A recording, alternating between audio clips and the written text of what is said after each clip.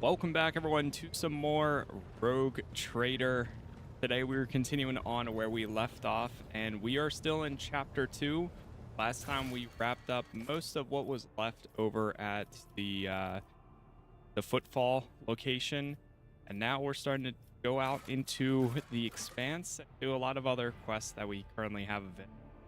So, with that, I actually think we have some upgrades to do for our ship first thing. And I do want to say, I installed a speech mod, essentially.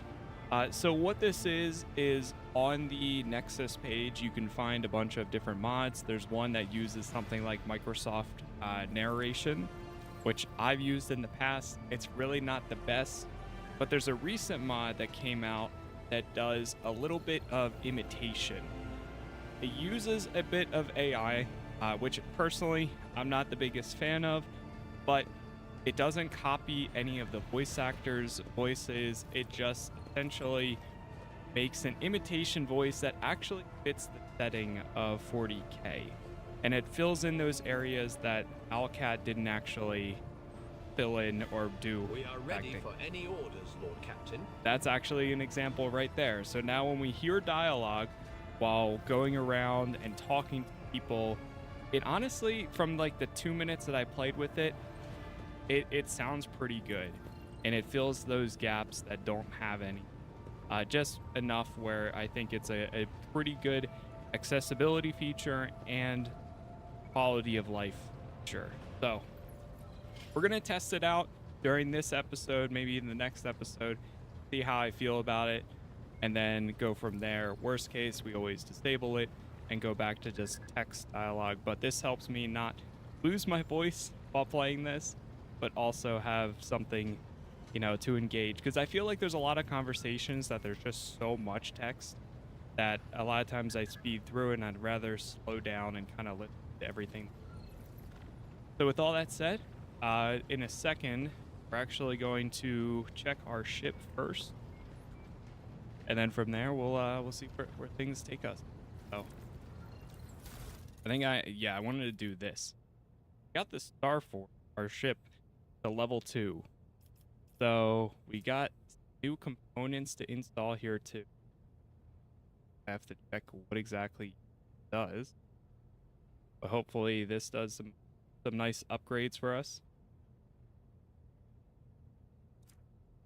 Okay, so we have this can fill in 2 slots here. Lots of starboard. Can be equipped. So right now we don't have this one equipped. This is the long-range broadside plasma macro cannon, which fires 2 shots, dealing 21 damage per shot. So if I put that one there, what happens if I hit equip? So it looks like it's replacing. Oh, I see it now. Oh, you can actually move this around. Ah, so that's the one that we have right now. Could I technically throw that in on that side? Yes. Now I see what we're doing. Now what we've got here.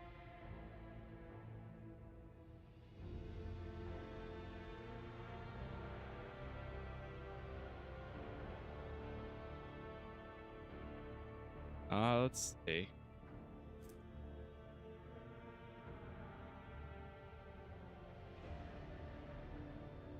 So those 2 are the same, or I can swap in this.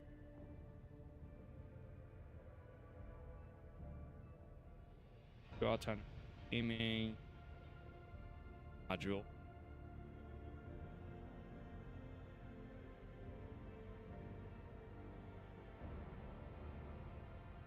So the one is long range, this one is short range. I don't know if I really want to swap in these. We'll see though. For right now, I'll probably keep the long range. But it looks like it does it anonymously. So like, I guess if you're close enough, it'll just do it.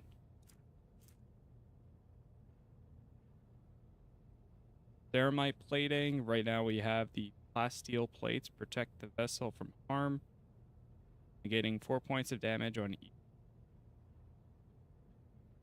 and reducing the damage by internal fires by 50%. So right now the other one is still better. This fireproof ceramite, much better. Got some skill. Some hull upgrades we can do. Crap that we have. That's the case of that. Now I see. And we got some available ability. I didn't know that there was a whole like leveling them to the ships as well. Getting there, Jedi. Getting there. Yeah, later this week I got some plans. We'll see though. It's kind of up in the air still, but the flagship's next shot deals 2 extra range. Cooldown 1 to 3 rounds at random. Make its next turn at 90 degrees instead of the usual 45. That's pretty good.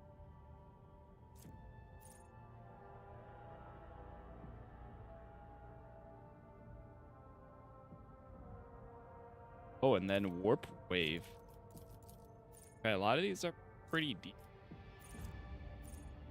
The new heading is pretty good. Being able to turn even further, 90 degrees instead of the 45, actually would be very good. I'm gonna go with new heading. And then we get another one.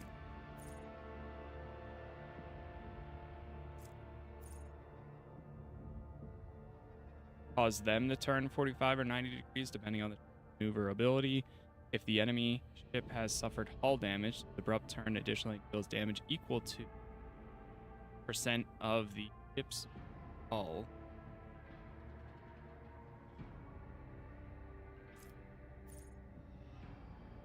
I think I might go for the range. Yeah, let's go those two. That way we can turn and we've got some further range.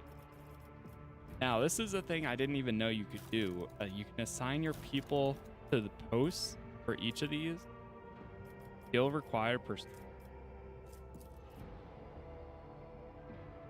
torpedo control.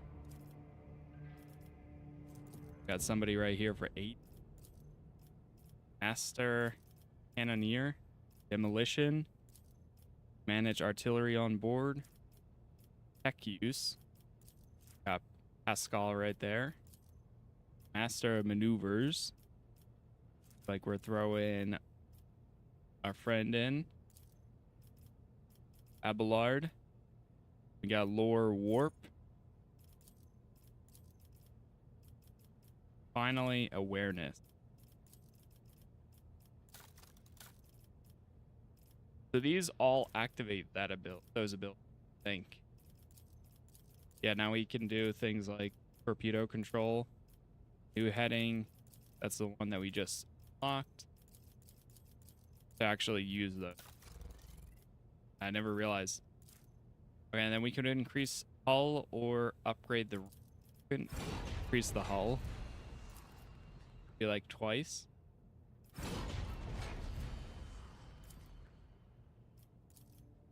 Any proof ceramite plating?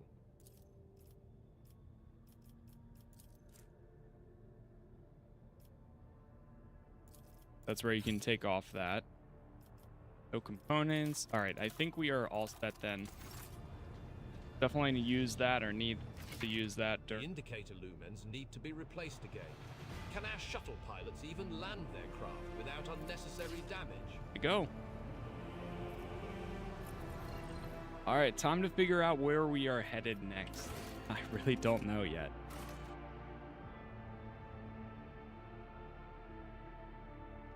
Speak to Solomon in the throne room on Dargonis. Check out the map.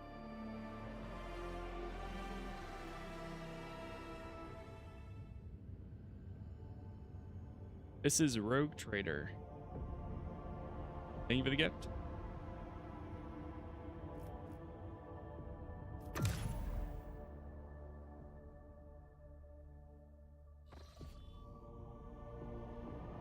All right, here we are. Got a bunch of quests right over there. It's actually not too far. Some over here.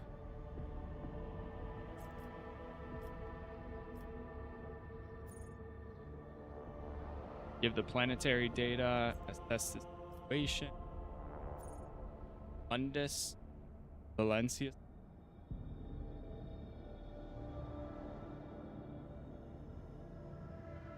Check this.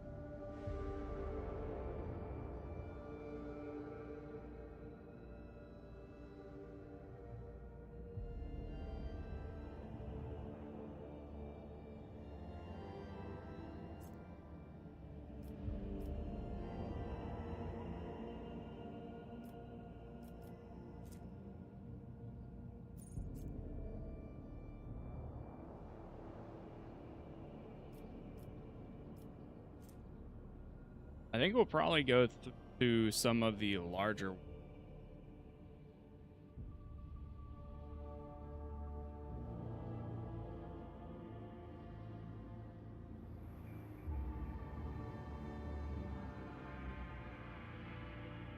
I mean, we are really close to this location, Mundus, Lancius.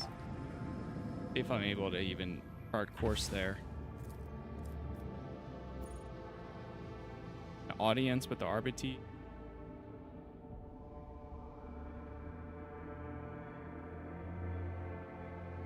All right, let's do this.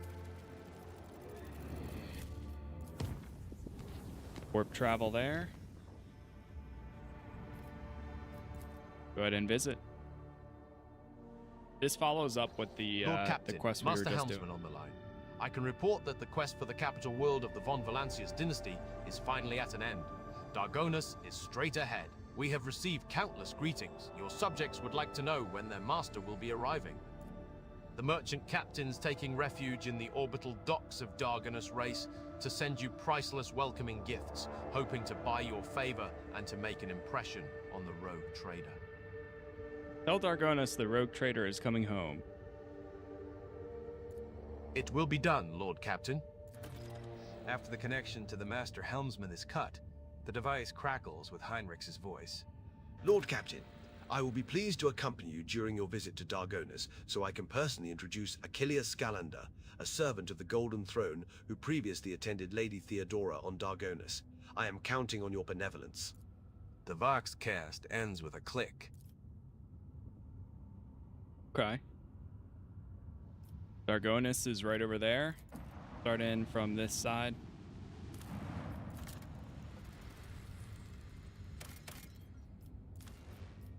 Now, some of these we can...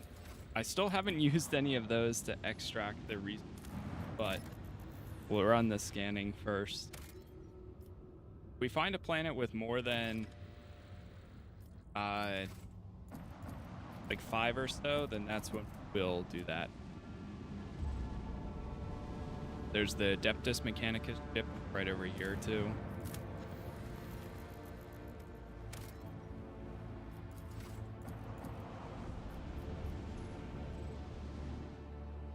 Save. Lord Captain, a transport shuttle bearing the markings of the Adeptus Mechanicus is approaching the ship. Magos Tarsus' delegation intends to board our ship and gain an audience with your lordship. This is exactly how they phrased it. He intends, not humbly requests. Many of my tech comrades neglect diplomacy when interacting with the laity. It is regrettable. What do they want? The honorable servants of the Omnissiah have ignored our request. Such arrogance is hardly trivial. It rather appears to be part of their intimidation tactics. Receive the delegation. They may indeed be here on important business. It will be done, Lord Captain. Requesting permission to be present at the audience, granted to my tech comrades. Okay, so we have to bring Pascal. We just got Solomorn. I might drop Adira to bring in Bella. Yeah, let's do that. Also, I just realized we leveled up. We did have a very big fight at the end of the last one. And now we have the Heartless ship, I believe. That's weird. Oh, so he is already I'm leveled up. ready. Miscalculations are for commoners. I don't make mistakes. I make profitable learning experiences. Experience. Go ahead and save. All right, here we go. Get orchestrated firestorm. Master Tactician selects a 3x3 zone on the battlefield. All allies, including the Master Tactician, have line of sight to enter the selected zone. Make an immediate single attack against a random enemy within this zone, and they target them with their weapon. Pretty good. It's actually great. Until their next turn, the Vanguard attempts to attack enemy that attacks the Vanguard or their allies and resell rate.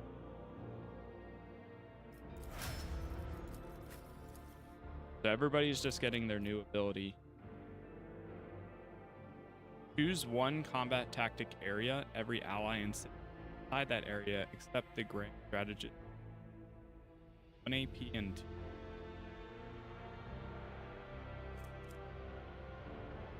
For every enemy killed inside that combat tactics area, this AP is by 1.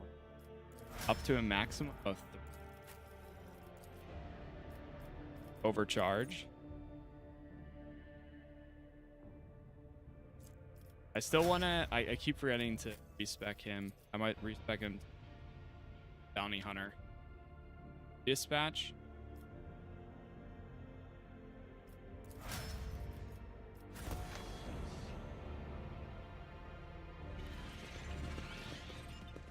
Keep your wits about you. Tarsus. A group dressed in the crimson of the priesthood of Mars walks toward you. Their gazes are fixed on Pascal. You note that the group is not monolithic. Some of its members are more heavily armed and follow a large tech priest clad in battle armor.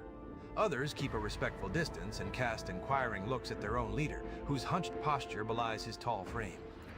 Despite the hood hiding, the enormous tech priest points his hand at Pascal and lets out a booming roar not unlike a factory alarm. It makes your very bones vibrate. Herald servo skulls marked with the emblem of the cog follow in his wake. They blare shrilly, Thou shalt not suffer a heretic in thy forge, for rust begets rust. Pascal Hanoimer, in the name of the Adeptus Mechanicus, you are under arrest. Well, let me turn the music down. It's a little loud there. A little bit. Turn that up a bit. There we go.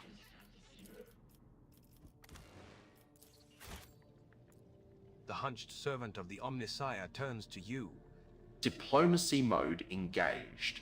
Announcement: the Adeptus Mechanicus author. Their apologies foresight would like to inform you of the necessity of conducting an operation to Mr. Ashtatan, Oris Decan, a faulty unit on the road trader's territory. Salamorn folds his arms. Your accusation does not follow protocol. You have no authority on the rogue trader's ship. You did not account for Pascal's status as a member of his retinue. Shall I continue? Or is the inadequacy of your arrest clear enough already? These statements are true. However, I am prepared to answer my tech comrade's accusations. Further intervention from the unit Salamorn is undesirable for ideological reasons. Study the two priests of Mars. You identify the rare armor the enormous tech priest is wearing as a Secutor's plated, mechanized suit. It carries the imprints of many battles and has markings that announce its status as a relic. Some of the armor's damage looks fairly severe, to the point of endangering its operation. The slivers of flesh revealed under the steel are marked with terrible chemical burns. Every now and then, convulsions shake the tech priest's body, and a painful-sounding hiss comes from his vox. How'd you get everything voiced as the mod? Yes. Actually, it's the imitation mod on Nexus. The tall tech priest who spoke to you looks more There's like peaceful 40 and makes different a point of voices. not drawing his weapon.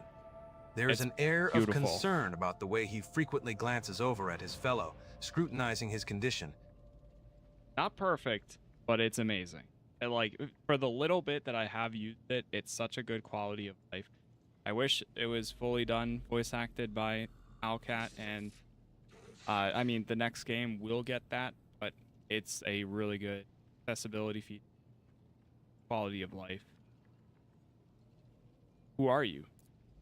In a burst of chattering, the servo skulls hasten to translate their master's mighty Binharik howl. An instrument of the Omnesia, authorized to punish and exact vengeance, known by the designation Tarzus Hanorman. Identification codes recognized and confirmed. These units are who they declare themselves to be. On what charge are you trying to arrest a member of my red team? This heretic is accused of stealing personal identification codes, spreading tech heresy on the world of Kiava-Gama, and making an attempt on the life of a servant of the Omnissiah. The deafening roar from the tech priest's vox makes you grimace in pain. You touch your ear and notice blood on your fingers. The faulty unit will be removed. In the name of the Omnissiah, I condemn you. Lightning flashes across the warrior's armor. Agony resounds in the blare of his vox alarm. In contrast, Pascal speaks quietly and coldly. You are malfunctioning, tech comrade. I deem your logical conclusions questionable. The statement is false. Tech brother Tarzus Hanuman is willingly undergoing holy stesh torment deterioration, which however does not critically affect W/W, his cognitive capacity for data analysis. Unit calling itself Pasquale Hanuman, we have information that implicates you. Having learned that you are retinue, a member of the retinue, a maintenance specialist in the service ace of rogue trader von Valancius, we have come here with the goal of Weiss meeting you, yet intercepting you in combat.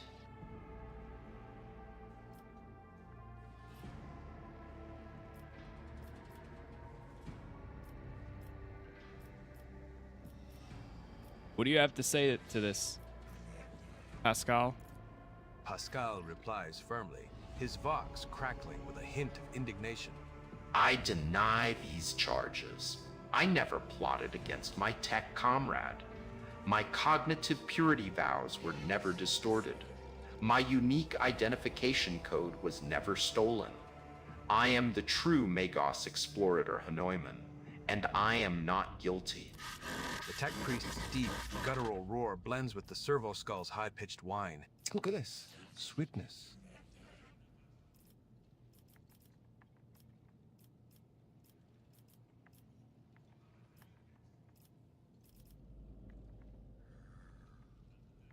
Do you have proof that this tech priest is who he claims to be? Confirmed. According to the archive entry 1E99237, Magos Explorator Tarzus Hanuman served on you maintained the ship, identifier classified, in the capacity of a reliquary caretaker. He sustained extensive damage to both the organic and the sacred part of his body, in a series of sacrilegious breaches of the right of operation. Assassination attempt. More powering, crusting. The sound from the tech priest's vox is like the moan of a bending steel beam. A servo skull declares, For vengeance I thirst as I tread the path of vengeance, following a blasphemous miscreant's bloody tracks. Analysis of the security system showed that the Hossasins, heretics, infiltrated the reliquary using Tech Brother Tarzus's unique identification code. Someone had stolen is duplicated. Brother Tarzus's identity, which is a grade 3 transgression, and the unit making the allegedly criminal claim of being Pasquale Hanuman is known to have previously used entered the stolen code. I'm not handing Pascal over to you unless I see evidence. Let us get to the bottom of this matter together. Request approved. Ready to work in cooperative mode. Tarsus gives you a haughty look and lets out a howl of wrath. Archiving. Tech Brother Tarsus opposes lay participation in the investigation search for the truth. The unit, Opticon 22, advises in favor of the House von Valancius representative's participation request. Pascal has accompanied me on my travels for a while now, and I can swear to it that he is no criminal. Request for cooperation reviewed and accepted. I request Tech Brother Tarsus's consent to the co-participation of representatives of the von Valancius dynasty in the investigation proceedings. A sacrilegious conspiracy. I refuse help from laypersons. I am a cog of the Deus Mechanicus that grinds down corruption, and I will carry out the sentence immediately. Pascal freezes, but green sparks light up his visor. Oh. He extends a hand toward Tarsus and replies in a clanging voice, Let the cycle be discontinued. You realize Pascal's words are coming from both his own Vox and Tarsus's. Then every sensor on the Executioner's battle harness lights up at once, blindingly, and the wounded armored Leviathan lets out a deafening roar of pain. Attention! Priority notification. Service units of the Kappa Thread supply line are unauthorized to confront the rogue traitor. Command, retreat, and reinitiate negotiations. Heretic, Pascal. Estimated probability of punishment upon you. In the name of the Deus Initiating Mechanicus. Retreat, confrontation, avoidance, redeployment. Oh, Your arrogance will be your downfall. there we go. No surprise there. All right, we're going Cassia. Put Solomorn right here. Pascal, you'll go right there. Abelard, my friend. Move this here, move there.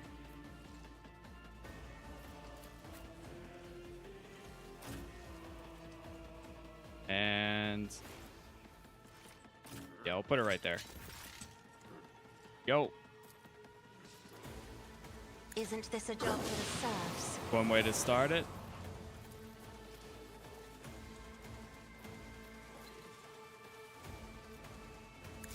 Go front lines. And one more time. If I may. Glato, we're undertaking this task. Get him, Glato. Let's test our skills, Glato.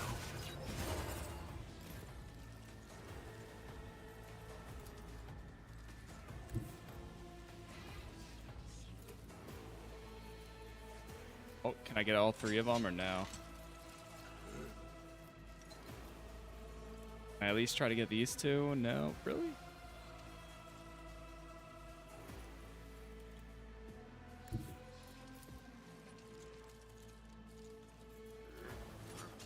What if I go right here?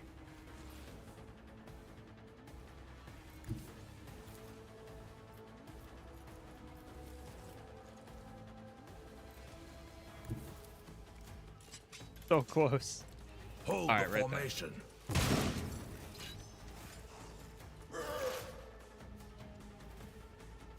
I haven't used Pascal in for so long. Path is blocked.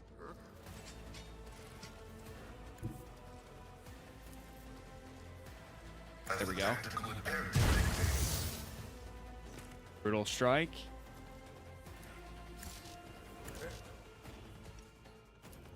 Really? Oh wait, I'm doing shift 1.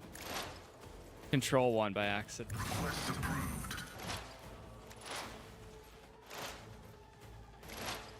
Oh, they're applying the buffs on me now. Alright, here we go. Reduced to dust. It will be done. At your back. Target well. A soldier would have been disciplined for such a performance.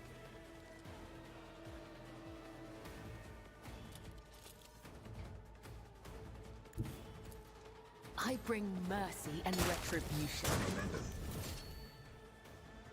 The shadows will see it done.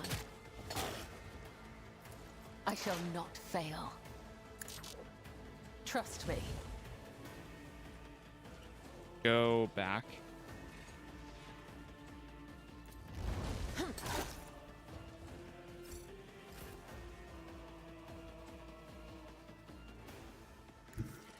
Get into cover. Let's make some opportunities. It's as good as done. I thought that was a good idea. Perfect. Accept your lot. Let me give her another turn. As the tenants demand. Okay, I didn't mean to do that, but that works too. Trust me.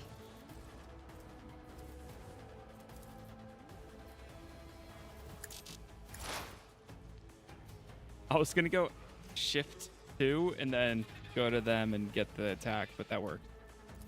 Honestly, that's fine. What does Inspire do again? They gain 5% extra damage. Cassia goes next.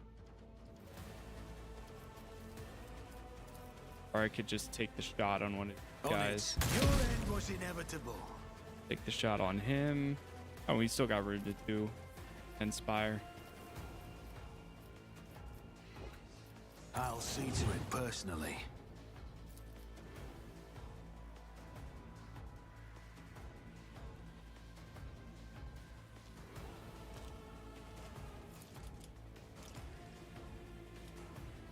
Shotgun has a chance of damage there. I'm not accustomed to being ordered around. Do not dare ask. Isn't this a job for the serfs?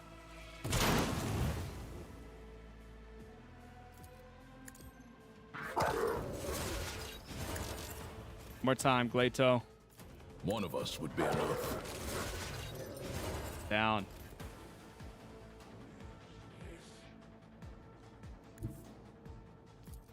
The guilty will fall.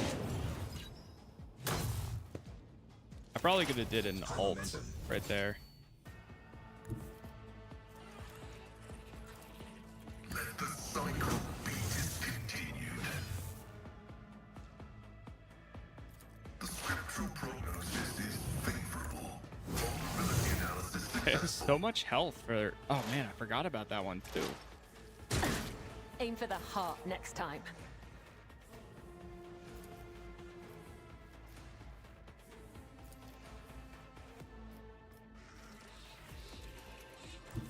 Get behind him. My place is at the fore.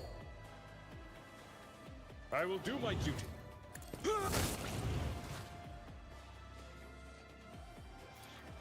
It will be done.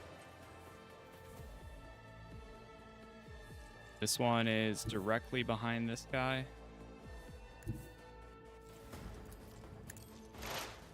As honor ordained, my blade whispers your name.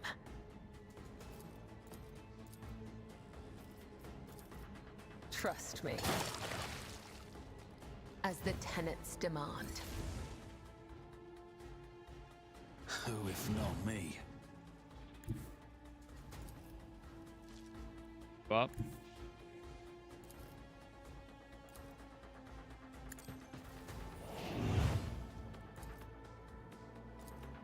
Fire. And then captive audience. Nice. I'll see you never stood a chance. There it is. All right, that was pretty good. Requesting cessation of hostilities. Help your brother. The unit that called itself Casas Hanuman is dead, has been disabled. This material asset is beyond restoration or reuse as spare parts. After a pause, Pascal bows his head, and a Bin Harik requiem pours out of his vox.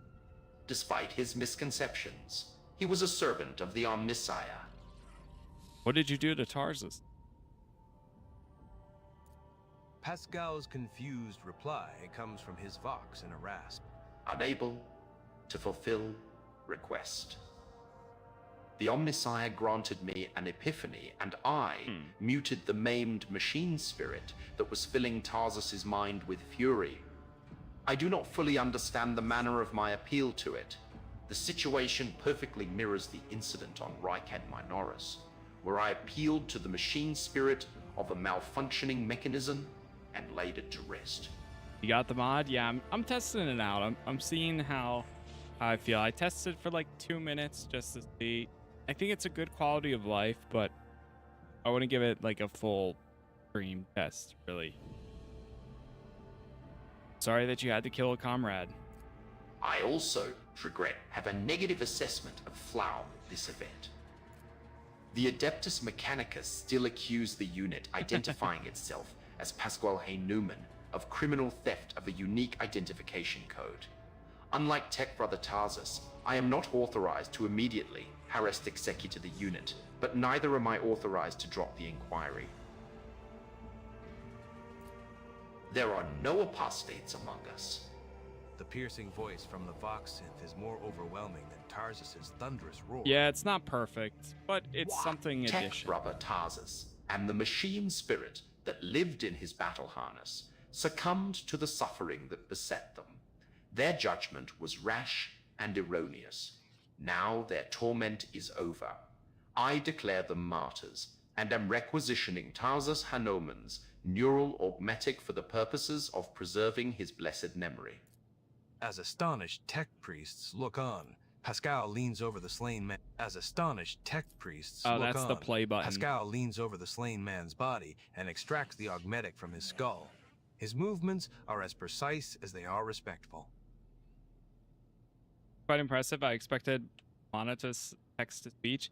It is at times, but I think for like the amount of voices that this guy created to try to, it's not trying to mimic any of the voice actors, but it's its own thing, trying to like fit in. And I think it's a good enough job. It's not perfect though, and it's better than Microsoft narration, that's for sure. Plus, it's like all local inside the game once you install the mod. Pascal? The tech priest makes an imperious gesture, stopping you from continuing. And it even works for like the outside. Like, you know how when people walk by and they'll say, "Hello there, Lord Commander." It works it for that stuff too, which is pretty cool. With each word, Pascal's voice grows more powerful and majestic. You saw the agony your tech brother Tarsus was in. His unbridled, pain-spurred faith intimidated you, yet you were silent. Reverence stopped you from raising your voices to proclaim that the machine spirit with which his mind had merged was morbidly afflicted. The imperative of reverence had paralyzed your will, and you watched a tragedy unfold in silence. There is a clang as Opticon 22's knee presses into the floor. Crimson hooded heads are bowed. Let the cycle be discontinued. The radiant light pouring out of Pascal's visor grows dimmer. Static creeps back into his voice. Let the cycle be discontinued, tech comrades. Pascal, there's one small point I'm not clear on. What just happened? Pascal's Vox synth crackles somewhat tentatively.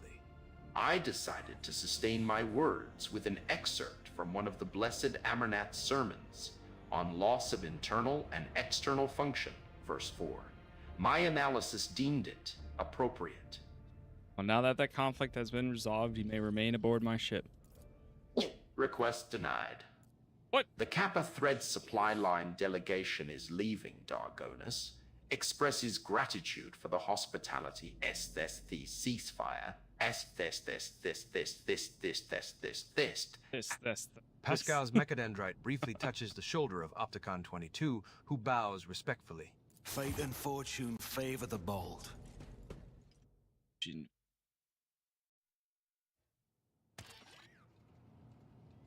Okay.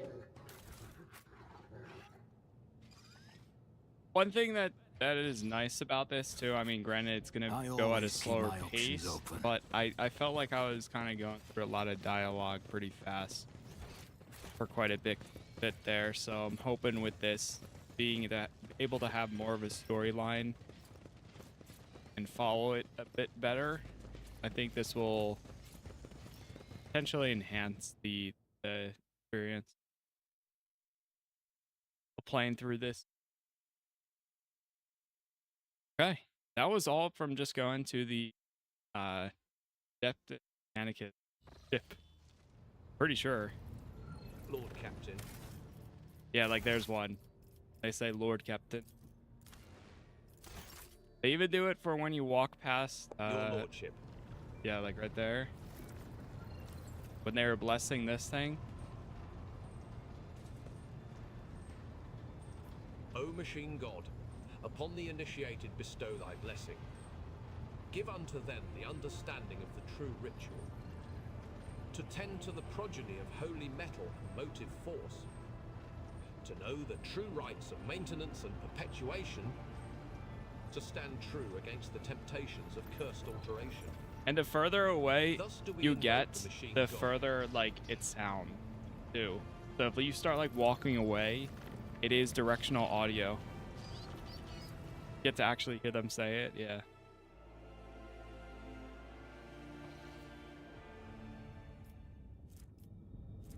Goes back to that thing, you know, when when the devs don't do it themselves, if the community is passionate enough, they'll find a way. They will find a way. Okay, we can either go to Von Valencia's palace, access the personal, make planetfall, or talk to the master of sea. Go to the... Okay, so J is required for this one. And this one... She's an officer. If we bring her, then I don't want to have 3 officers in my part at the same time. So I'm going to go with... Drop Cassia for now and bring J.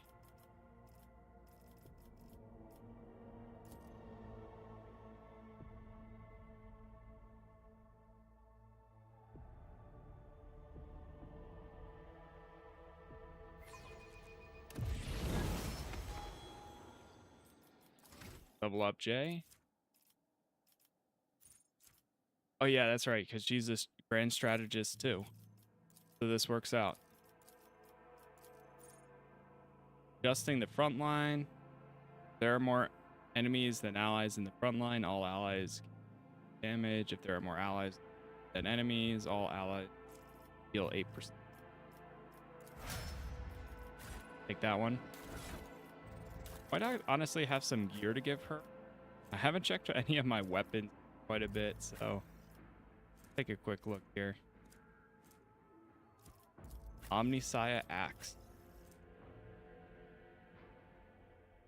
These are the same.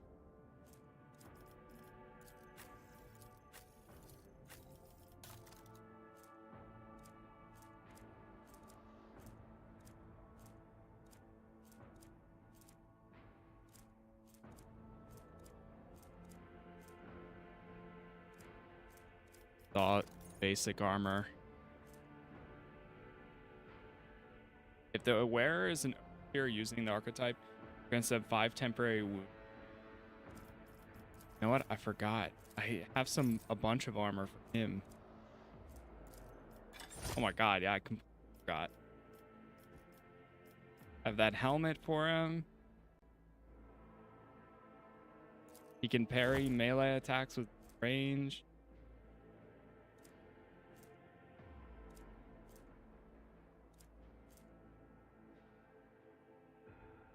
Haunting Scream.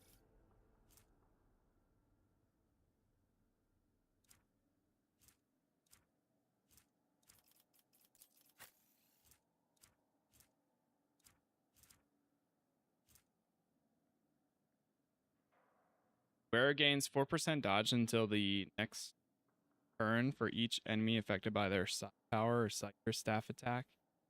That'd be great for our friend Dara.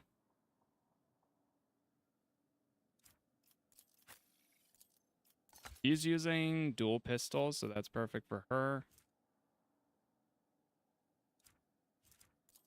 We give her the eye patch.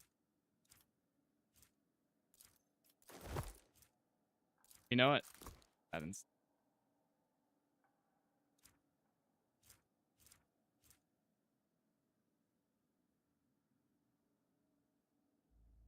the wearer raises momentum to 175 whenever they kill 5 enemies in a row in one.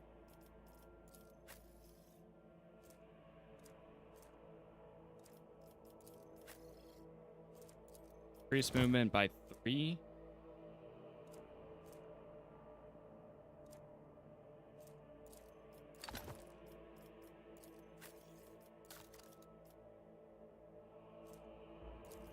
Chain axe.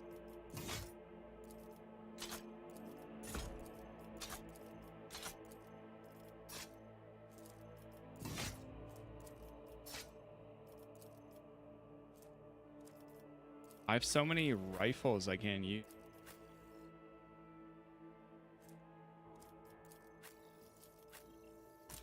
I'm gonna give him this pistol. The only one that can use it, and he never used backup weapon anyways. It's not like it matters.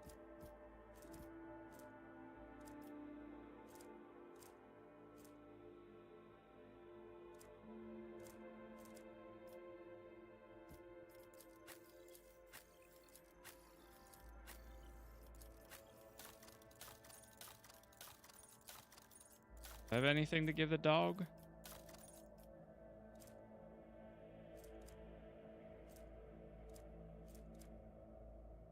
No. Wanted to make sure. Do have a better arc rifle.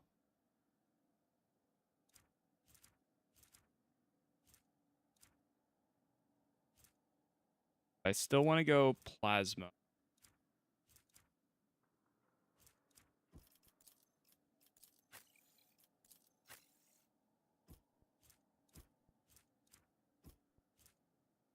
Splinter pistol, and she's got a chain. Give her a rifle. The arc rifle. All right, good to go. Save here.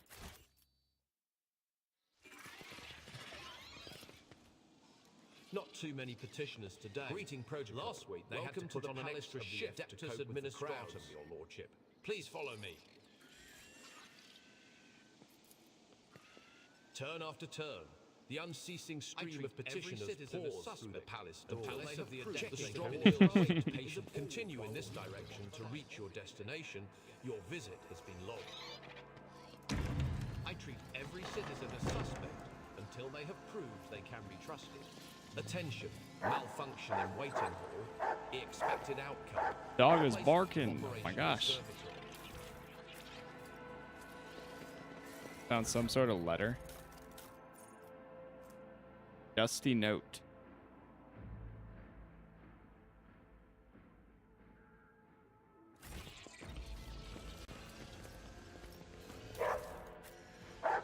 Application 232-205. Inkwell of Livalia the Impartial. First Master seals 105 admonitions of Master of Inventory. Avacillus to the Adepts of the Administratum. Sermon of a... The Expositor 56-18. An ancient-looking woman in a voluminous robe peers Master of critically Seal. through her ocular lenses when you descend into the bowels of her bureaucratic domain. Another noble bypassing the queue under the pretext of just wanted to ask. All you highborn ever want is just to ask. But what about protocol? That's what I'm asking. Who's going to follow protocol? Jay glances at you and whispers. What? So, I paid off a few clerks to let us skip the queue, Shireen. Your time is more important to me than any little formalities. Very well. Don't just stand there. You're here now. Or do you think the Master of Seals has nothing better to do than receive unexpected visitors? The old woman beckons over a servo skull floating nearby. Begin entry. Current hour, current turn, 001, current 001. cycle, 41st millennium. Metal manipulators immediately begin feverishly clacking, taking dictation. Sermon of Adeptus Ferdinand IX, the Expositor 56:18 reads, "Submit to the letter of the law, for it is the will of the God Emperor." My companion wishes to obtain a Mercatum Tabula Officiale. The Master of Seals peers over her ocular lenses at Jay in disbelief. Then she looks at you. I take it you are her sponsor. In that case, you must submit a written application in conformity with template 404.01, as well as written permission for the processing and notarization of the personal data of your most sacred personage. Without it, I cannot issue Mistress. Hey, Daddy. Call Mistress Haidari. The form Okay, I for might have collecting to turn off seals the required to background obtain ones. the Mercatum Tabula Officiale, the certificate of an official trade representative. At these words, the saccharine smile drops from Jay's face. Seals? What seals? We will discuss that when Captain von Valancius has prepared the primary documentation. Application 232. Abelard lets out a stoic sigh and rolls his eyes. You get the feeling that this is not his first personal interaction with the administratum bureaucracy, nor is it his second.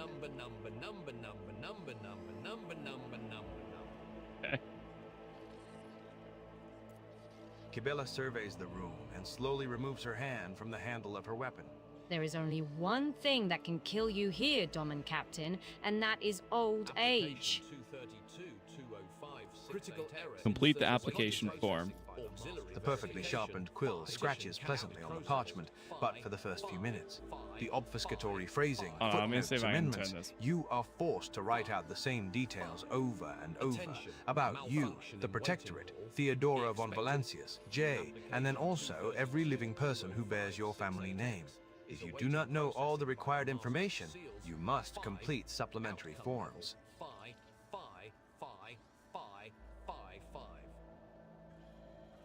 I think that'll stop it.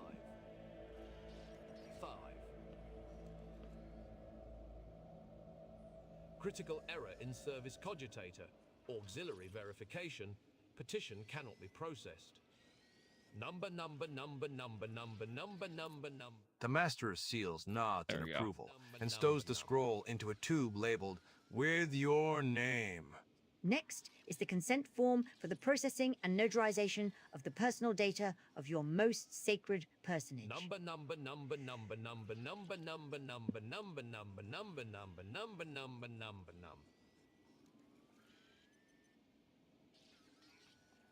Sermon of Adeptus Ferdinand IX, the Expositor 56. I don't know if this is doing anything. Okay. I think that fixes. Give your written consent at the presented form. The scroll is whipped away into another tube by the Master of Seals.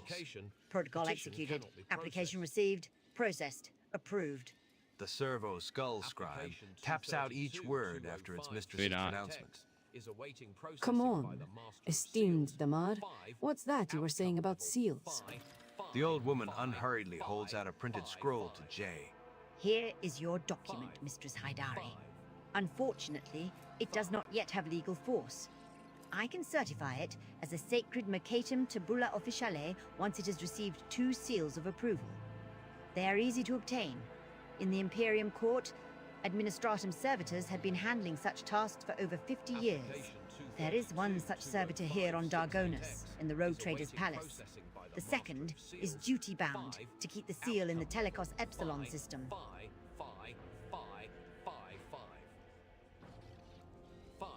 Alright, got it. So find the administratum servitors and have them place 2 seals of approval.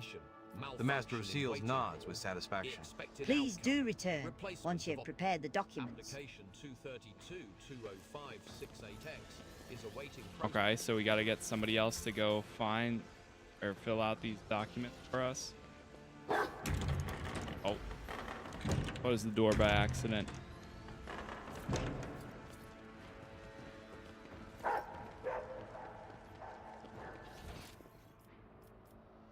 I treat every citizen as suspect until they have proved they can be trusted.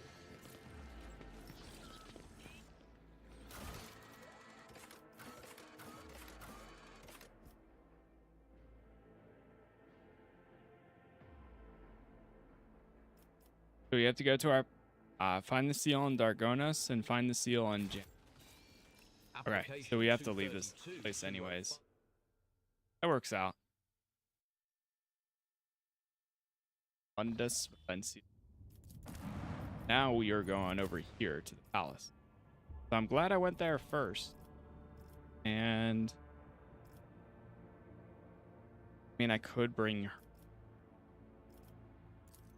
her. Fine. Instead of Cassia. Since she's tied to this quest, that works.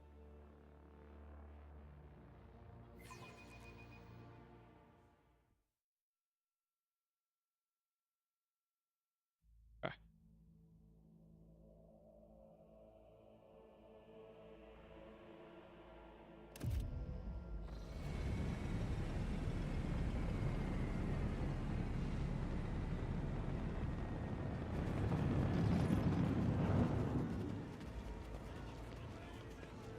Greetings, your lordship. Long live the rogue trader.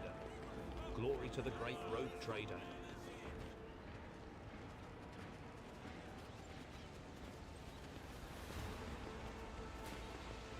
Greetings, your lordship.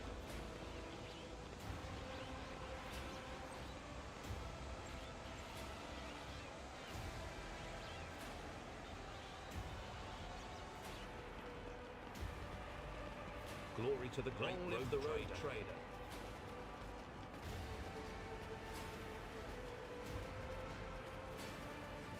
So many people here.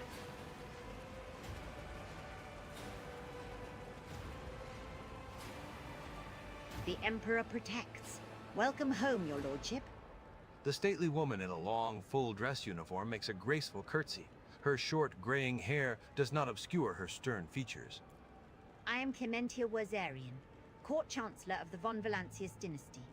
On behalf of all of Dargonus, please accept my deepest condolences on the untimely passing of Theodora von Valancius. Her departure is a terrible blow to us all. But as one star expires, another always flares to life. And, although still overcome with bitterness and grief, your subjects hope that you will become the trade dynasty's guiding light in these trying times. Clementia. Abelard offers a reserved nod. She nods in return, and the lines on his brow soften ever so slightly. The young man quickly brings a respirator to his burnt face and bows his head courteously. His raven black hair veils his burns and skull implants, and his thin metal fingers creak quietly as he offers a welcoming gesture. Achilles Scalander, Secretary at the Administratum Department. I hope your journey to Dargonus was not darkened by unwanted troubles. It was uneventful. Thank you. I'm glad to hear it, your lordship. Does your lordship wish to survey the grounds? Or perhaps we could sate your curiosity by answering any questions you might have. Governor Urban Driveston has been notified of your arrival on Dargonus and will visit the palace shortly.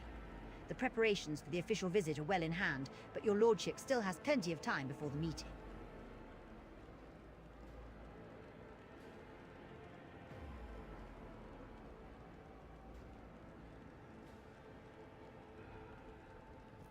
Hold on a moment. Clementia? What did you say your last name was? Clementia nods politely. You heard correctly, your lordship. I am of House Wazarian, Lord Abelard's granddaughter and direct descendant. Oh, huh? The succession of service is an effective good. It grants new generations understanding of their function within the mechanism. Chancellor Wazarian has held her position at the Von Valancius court for many years. She earned Lord Captain Theodora's respect through acts of great perseverance. There's no room for doubt. Blood had nothing to do with it.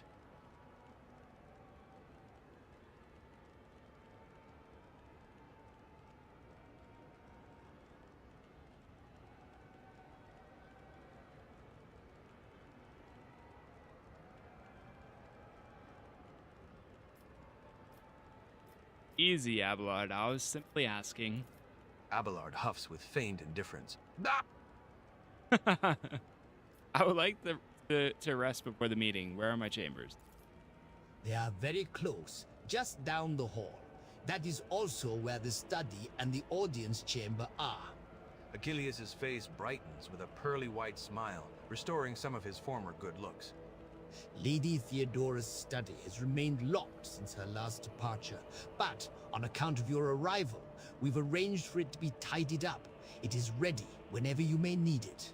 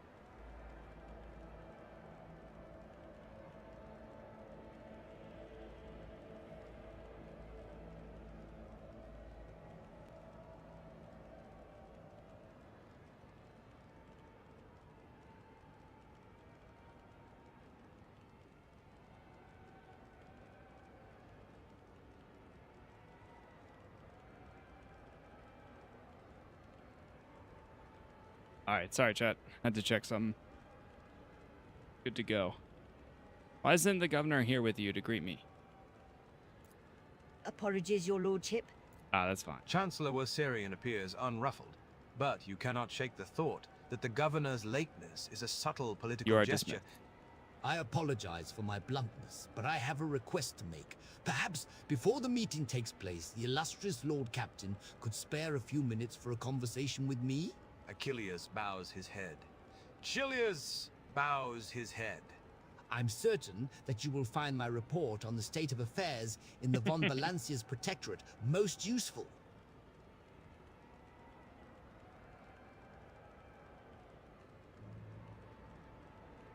Just don't do the ceremony to be sworn in as rogue trader until you've exhausted everything else. Basically the transition from two. Oh, okay. Good to know. Definitely good to know. Spiders in a jar.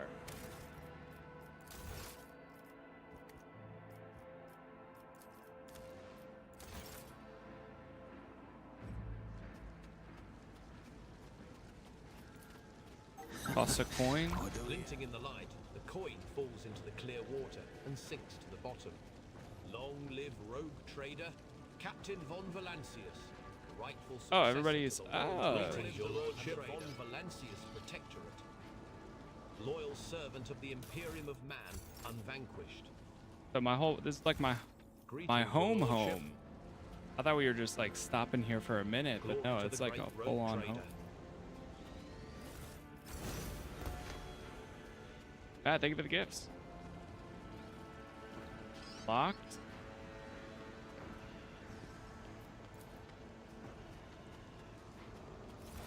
An ancient cogitator linked to the palace's system network. Long live rogue trader, Captain von Valancius, rightful successor to the Warrington trade and the von Valancius protectorate. Loyal servant of the Imperium of Man, unvanquished. Servo Skull is just gonna follow me everywhere I go. Von Valancius Palace. We need to find two things.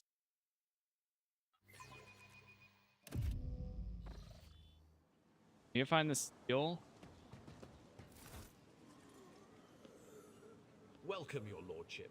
Let me inform you of the location of the chambers on your dynastic estate. The main throne room is up the stairs and straight ahead. Your subject, Achilles Scalander, informed me that he humbly awaits the opportunity to meet with you there.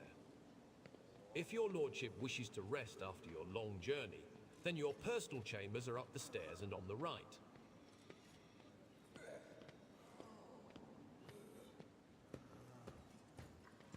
If you need anything, whatever your soul desires, I'll be right next to your chambers, eagerly awaiting your orders. Who is that? Is somebody like throwing up? What are you doing here? You're supposed to be cleaning up in the blue chamber. Your lordship. Your lordship. Alright, so I got my own rogue trader. back here. There is a faint mark on the polished mantelpiece, which was likely the leather covers bear the names of the authors, mostly philosophers and theologians from Dargonus. The ancient cogitator before you is a true work of art. Obedient to your commands, its machine spirit awakens with a soft hum of greeting. Enter identifier, Liara.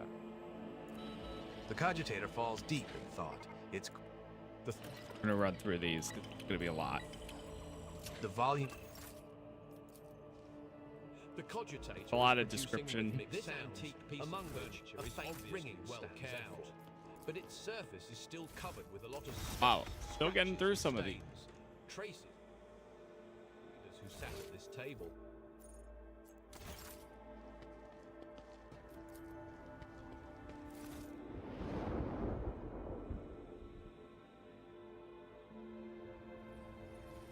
Oh, it's not a servo skull. It's like a baby servo skull? A baby skull? What did they consider?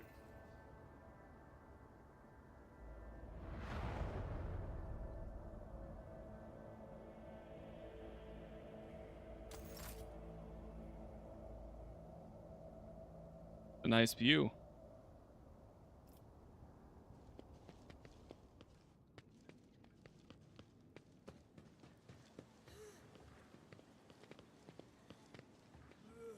Here. According to the inscription on the statue, this is a gift from House Gaprak to the Von Valancius. Glory to the great rogue trader. Your lordship.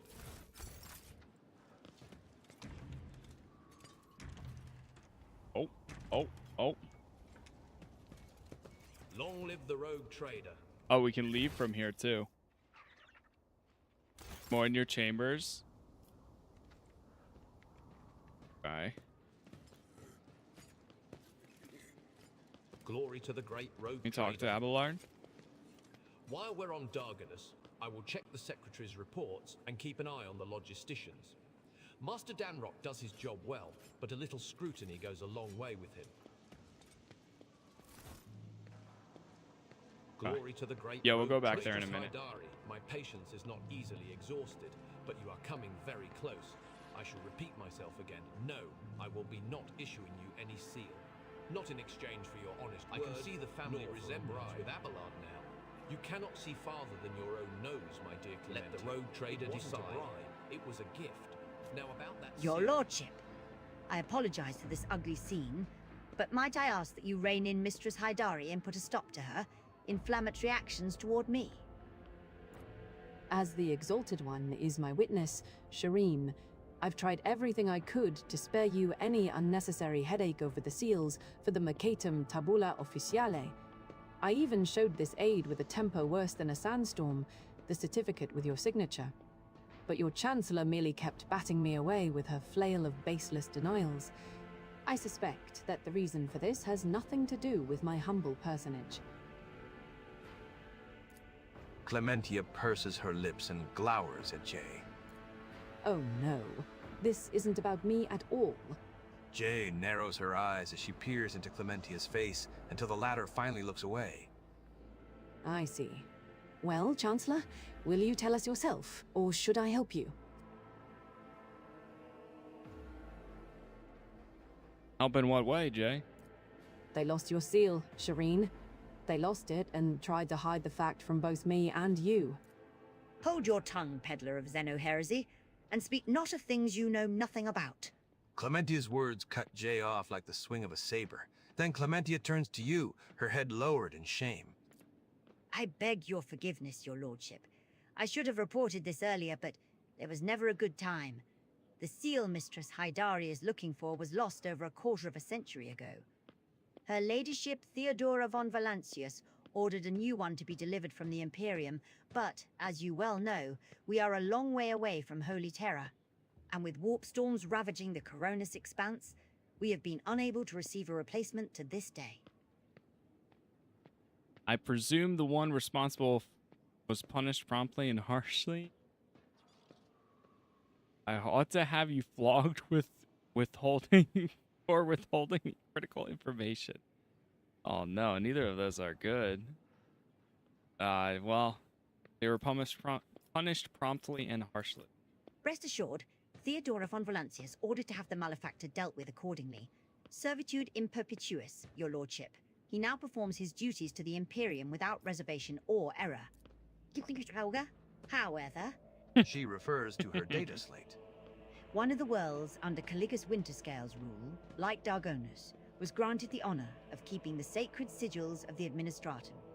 The archives of House von Valancius mention 3 systems that are presently under the control of House Winterscale. Those would be the Forgotten Twins, Langren's Belt, and the Nameless Star. I am confident that the Administratum Palace is located on one of the planets there. We have a better chance of finding the seal in the pocket of some rich collector or fence than on a remote world owned by one of your rivals, Shireen. I suggest we make contact with any traders we may encounter in our travels. People in my line of work tend to have a good eye for such things. There is every possibility that someone has waited their whole life to fleece, to return the great relic to its rightful owner. There's something I must discuss with the Chancellor in private. Oh, by all means, Shireen. I dare not waste any more of the precious balm that is your time on matters related to me, if I may excuse myself. I need to certify this Mercatum Tabula Officiale. Could it be that you found the lost seal, your lordship? Or have you, perhaps, brought a copy from a distant Winterscale world? Not yet. I shall humbly await the day when Dargonus has Okay. its seal once again. Alright, I must take my leave. I am at your service at any time. Got it. Alright, let's go around what we can find.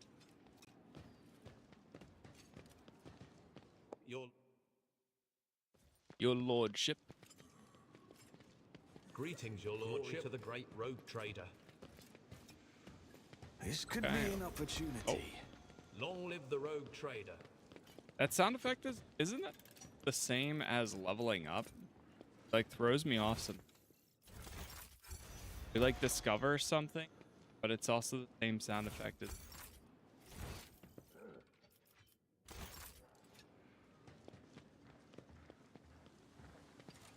Are going back in?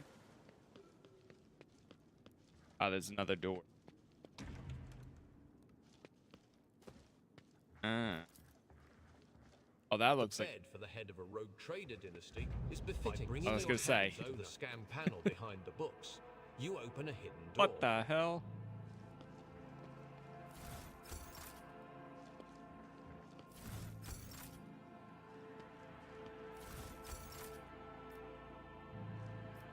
Half these people have a hidden doors, but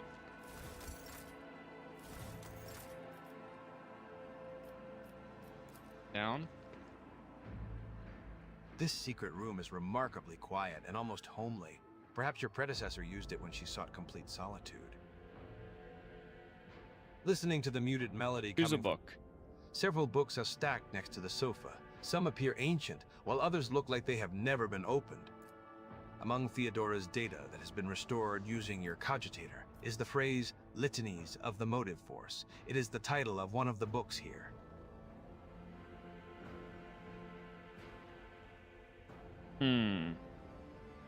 Let's choose the book Love is the Only Truth. The book in your hand looks interesting. The prospect of spending a couple of tranquil hours immersed in reading appeals to you.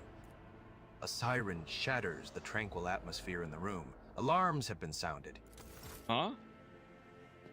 Oh no, it's like I just got gassed. What the hell?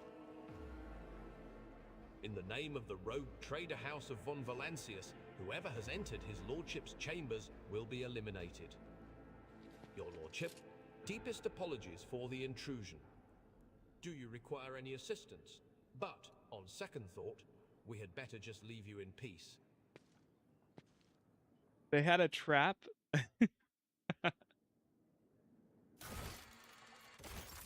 Okay.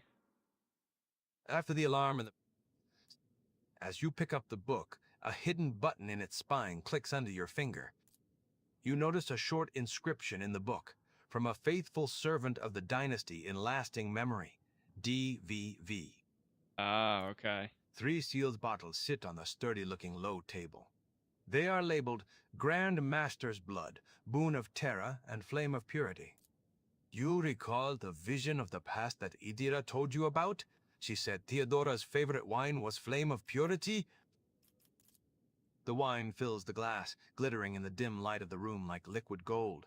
Its tangy flavor burns your throat, leaving behind a spicy, biting aftertaste.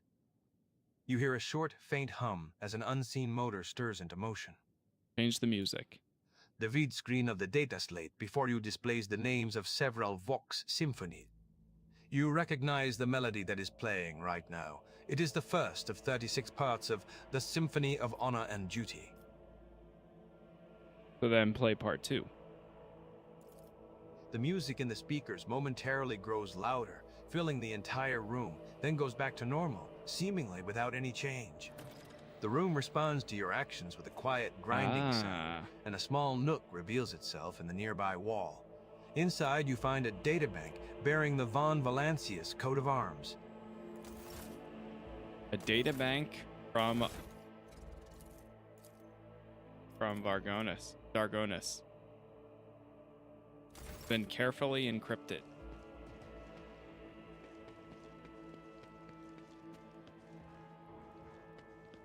There we go. That's pretty cool. Yeah, that's fun. See if I can use this. The cogitator falls deep. The volume. Yeah.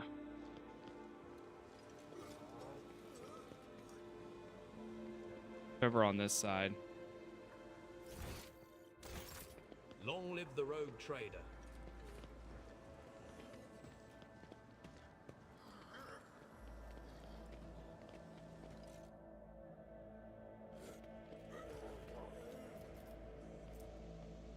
Oh, we have the cherub. That's what it is.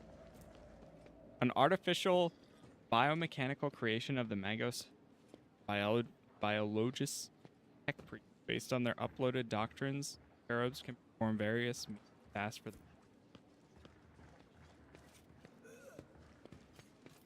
Rogue trader, the Marshal is ready to meet with you. Do you wish to commence the audience? I would prefer to first know exactly what it is that the head of the Adeptus Arbiter fans want to see me about. I do not know the details, but I would assume the procedure is the same as it was in Lady Theodora's time. A personal introduction, a reaffirming of allyship between the dynasty and the Adeptus Arbites, and a discussion of tithe-related affairs. Yes, I'm ready to discuss our business.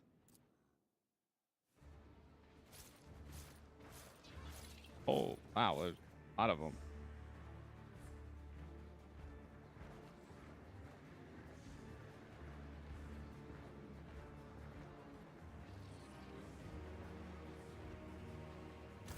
Two markedly distinct figures approach your throne. Marching in front is a man clad in Adeptus Arbites armor. He carries his helmet in the crook of his arm, but his stern facade serves him as well as any visor could. He bows to you sharply. Marshal Strax of the Adeptus Arbites. A dry shadow follows after the marshal. An old woman, familiar to you and likely to generations of clerks at the Administratum Palace. The ampleness of her robes gives the illusion that the Master of Seals is hovering rather than walking. The woman bows. Rogue trader, Captain von Valancius. I Prefect Inscribia Vulture, greet you on behalf of the Adeptus Administratum. I will now begin the due procedure of official address to the ruler of Dargonis as formalized by Amendment 4NN10 to Law SK 941. May your name be wreathed in glory for centuries to come.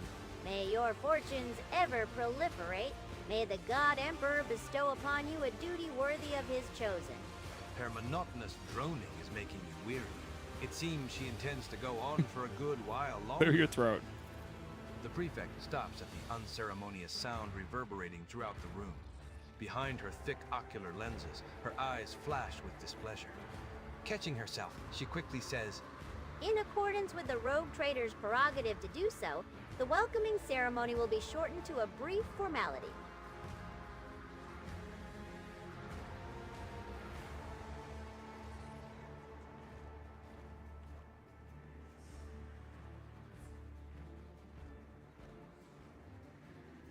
Prefect, Master of Seals.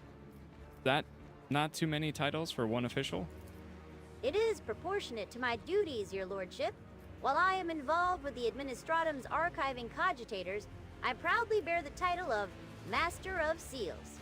In all other circumstances, I am a mere prefect.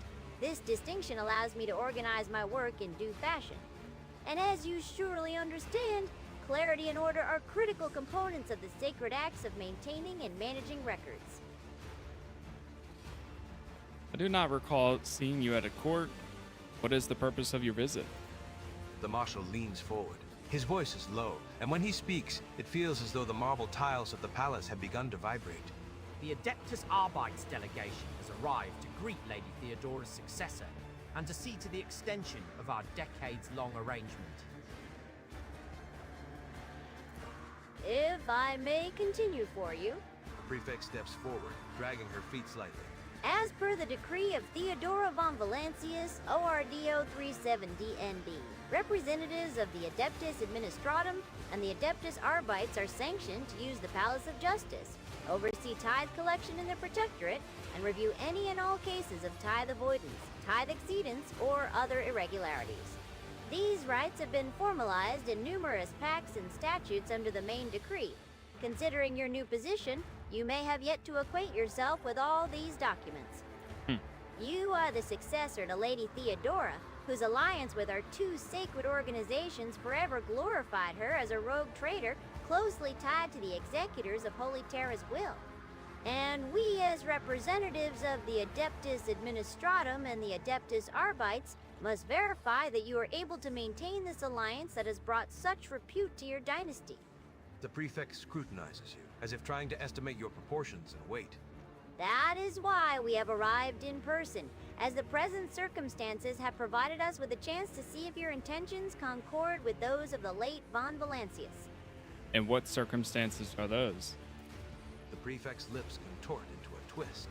Our work has been disrupted by unforeseen setbacks regarding communication and transportation. The arbitrators are too short-handed to perform all the duties expected of them. Since they first arrived in the Expanse, their numbers, limited from the outset, have only continued to dwindle. After analyzing the situation in accordance with Amendment FS 89-24 to Decree ORDO 37 Ties N, we have decided to notify you of a tithe violation committed by one of the worlds in the region. This regrettable lapse All must right, be rectified I will as carry quickly as possible. forth my responsibility. An arbitrator will be assigned to you for increased security. Proctor Antha, front and center. The marshal's voice thunders over the arbitrator ranks, and Salamorn Anthar marches over to your throne, his cyber mastiff at his heel. Thank you for your support. I will go to Thessera as soon as I can. The Emperor protects. The prefect adjusts her ocular lenses with a weary sigh. And once again, no specifics given, of course, and my... Okay, so they're giving me one of their... Not Salamor. Other person.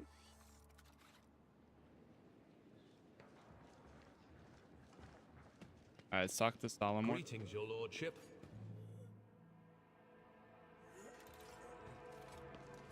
You wouldn't believe the kinds of poisons Glato has detected in your various nobles' possessions.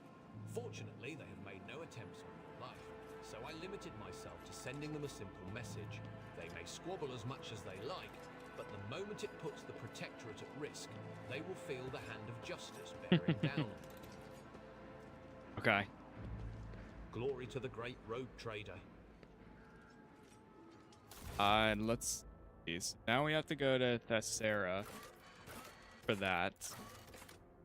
Find the seal. Bring Heinrichs to Iva Gamma.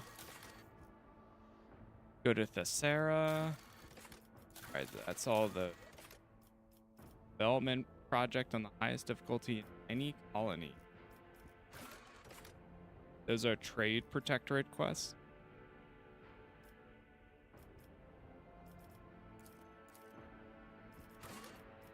Yeah, I saw those like projects you can do too. Talk to Achilles. Oh, okay, so we have to go to that. Planetfall. Holy.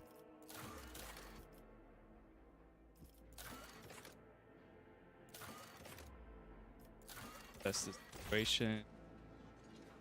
Alright, let's see if there's any follow-up. Look at your lord. The sharp gaze, the impeccably straight back, the composure. For a moment, you feel like... I am...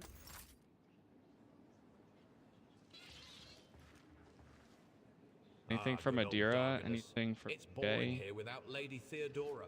She Your loves lordship, to liven up this Governor sleepy little Drysdale is place wait- with a couple of Why? crazy None at decrees and all. public floggings of Certainly, your flabbergasted lordship. nobles.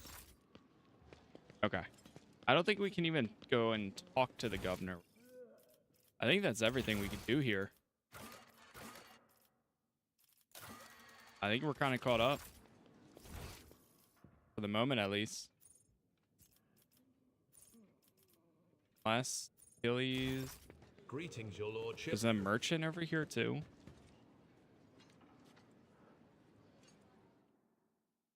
How goes the games? Going pretty good. Going pretty The good, I'd slender say. figure. Achilles, it's been many moons. I hope your cousin is feeling well. So it does. Heinrich. Greetings, Lord Captain von Valancius. Achilles nods grimly. The nobles of Dargonus are well respected, rich. They're... Achilles.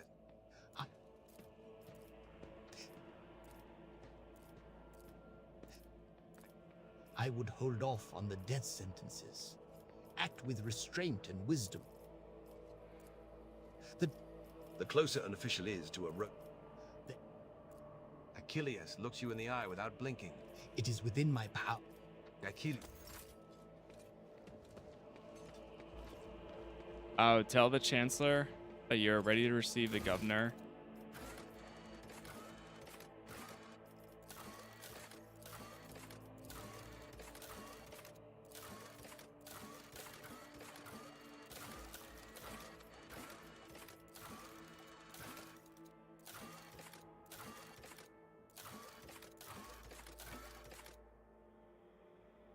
Fighters in a jar.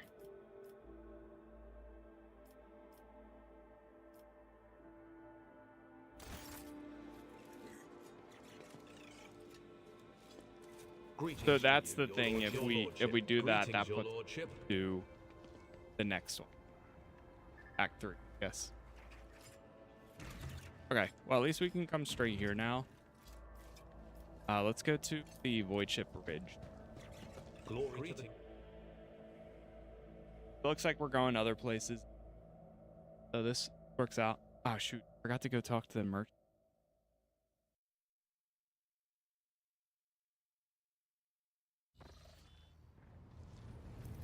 The vessel stands ready for your captain. Greetings, Lord. I'm going to The High respect Yanris Danra Pascal. greets you with a cool smile and the merest hint of a bow. Pleasure to see you, Lord Captain. How may I be of assistance? I would... By the throne, are you still afraid of the Inquisition coming for you? You're not that important. Call. Afraid or not, it pays to keep such things to yourself. If the Inquisition doesn't get you, one of the senior officers will. Okay. So now Let me save real quick.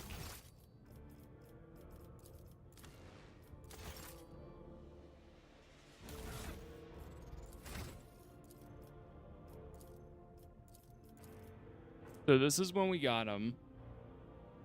Oh man, redoing all of his stuff again is interesting, but that's okay. Act 2 is an odd one. Just as you think you're nearing completing it, you get 10 more quests and then 5 more and then 5 again, etc. I feel like that's kind of the name of the game, though.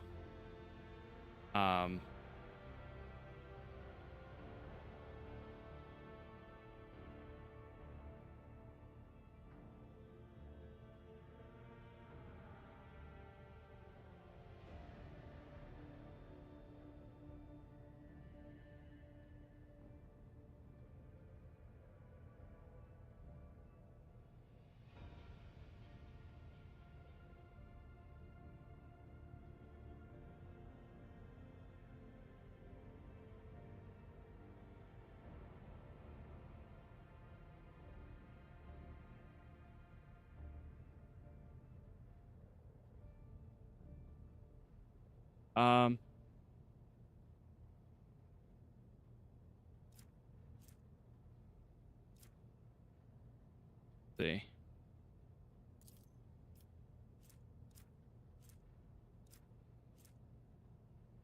Intelligence, I forget what his main stat is.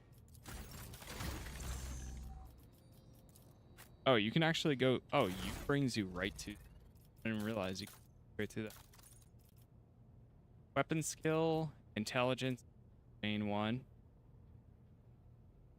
Non-burst ranged attacks, ranged area attacks.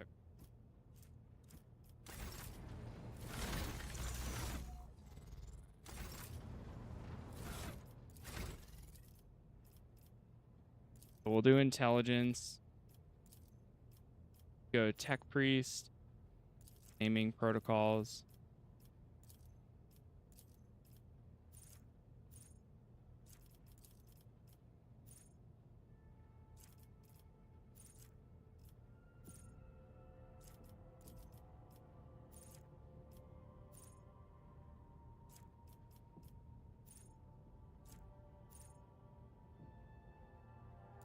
Plasma or Melta. Go intelligence.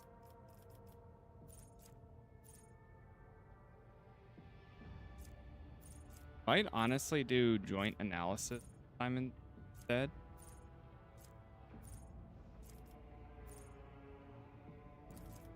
Yeah. Then he is definitely going to be like tech use. Yeah.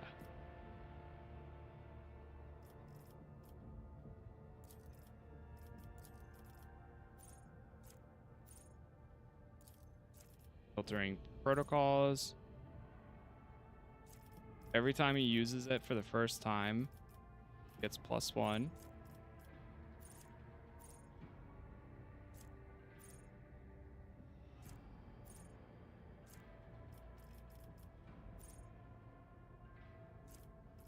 I think I'm gonna pick up some of these too.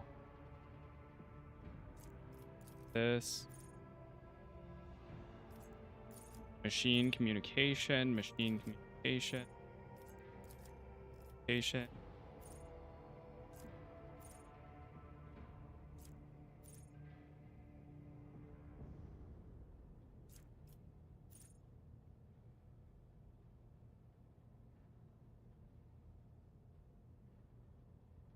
Increase perception by 10. Back.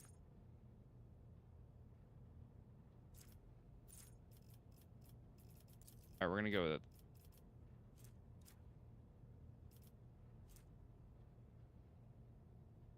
Dismantling attack also cripples the enemy until the end of combat. Intimidates all of them. Yeah, we're gonna go with that. Then probably the logic. Argenta has -170. Wow, I haven't looked at like the full party like this in a long time. Logic? Who has really high logic? Jay? Aogun? That makes sense. I'll go logic for him. Again. Sure, we'll go logic again. Probably go weapon skill.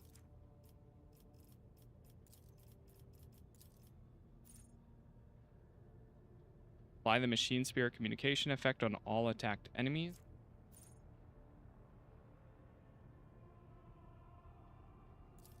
I think exposing communion.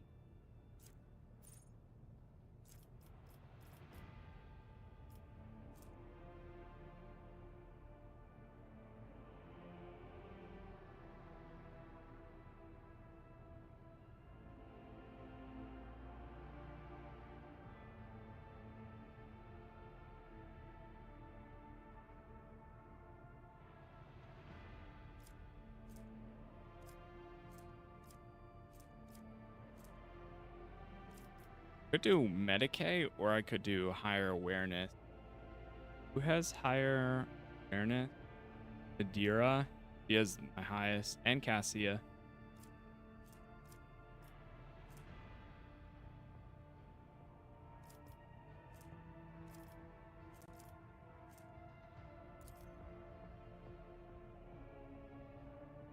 I'll go awareness.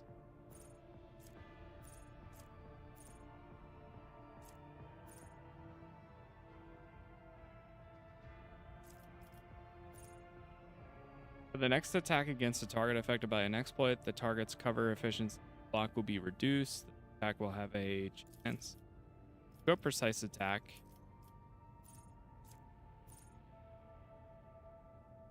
Was one stack of exploit. Yeah, this time around I'm going more exploit. I think that's better. While used under the effects of machine melee attacks deal additional. Good. We're gonna go with a little bit of ballistic. Then more ballistic. Go with this one, close up scanning. Also intimidates all enemies, 5 radius. Reducing their dodge and armor. Kill the operatives next turn.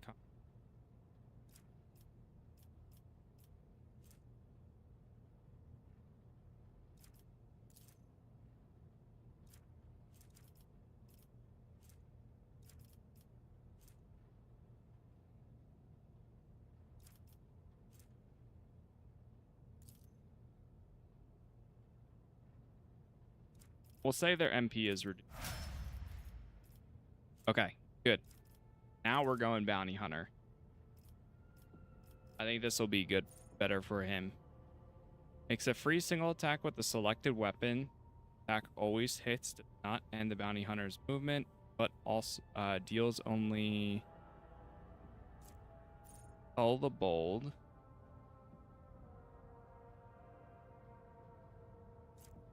Piercing shot. Snare the prey, hot trail, and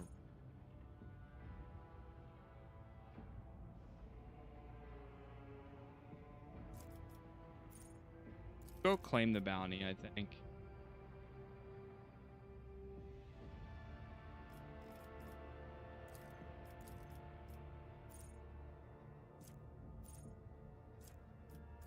Then we'll go Bounty Hunter. Unless if there's any in here.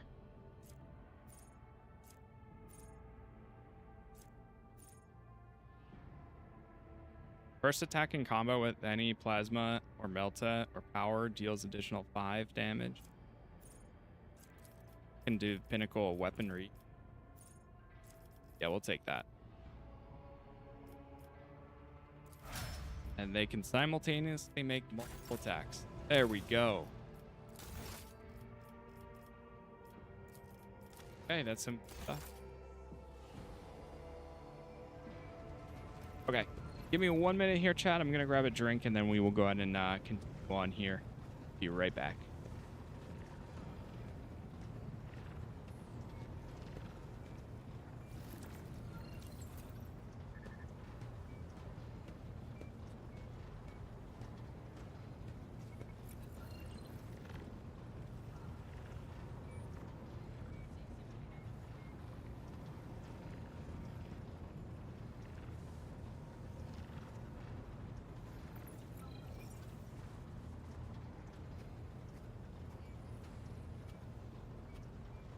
your lordship.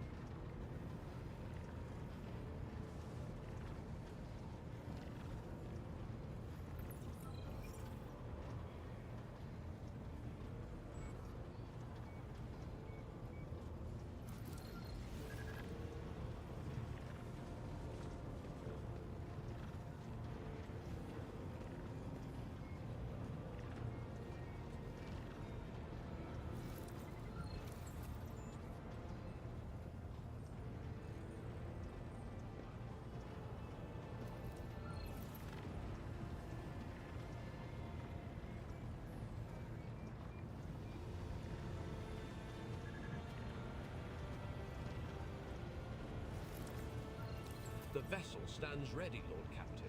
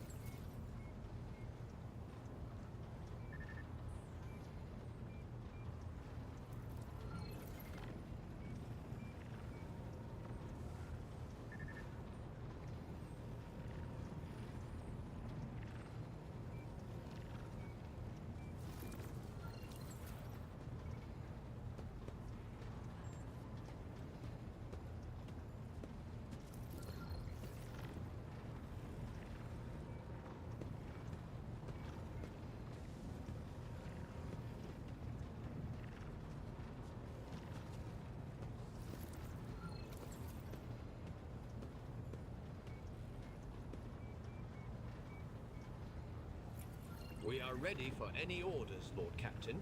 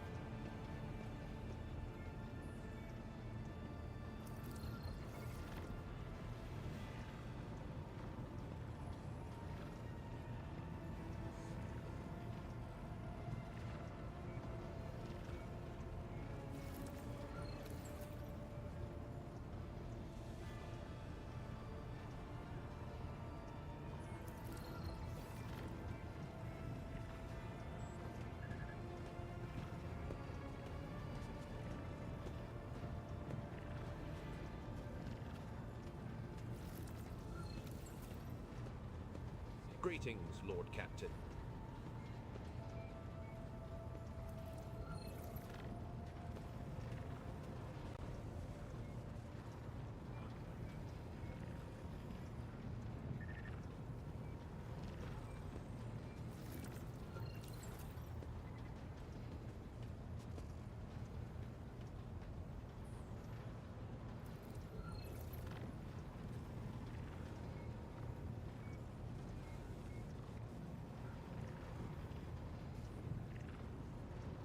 All right.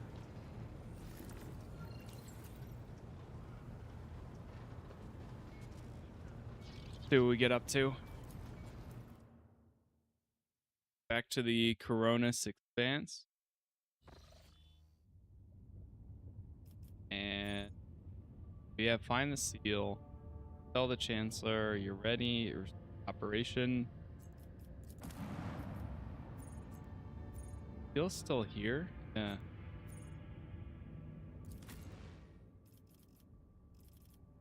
Sure, we'll go back one more. Do some more searching.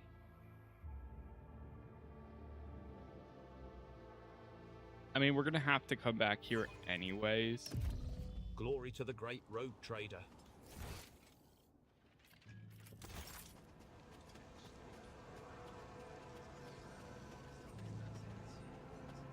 Argenta have any? Oh, immortal God Emperor, be merciful to us.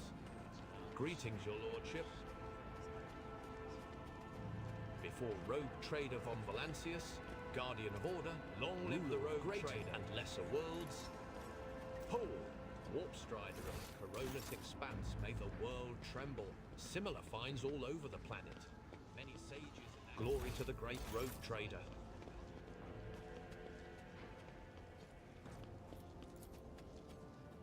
An ancient cogitator linked to the palace's system networks. A living fruit-bearing tree in the heart. Long live the greetings, your lordship. Trader, Captain von Valancius. They probably use a lot more water to tend to this warrant of trade and the von Valancius Protectorate. Loyal servant of the Imperium of Man, unvanquished. What a blessing! Glory to the great rogue trader society. Glinting in the light, the coin falls into the clear water. It would be worth visiting Dargonus even without getting to know you, Shireen. This world, greetings, your lordship. Scope for doing business. Oh, how long it has been since I engaged in this. Nothing there. Before rogue trader von Valancius, guardian of order, ruler of great I don't know. and lesser world.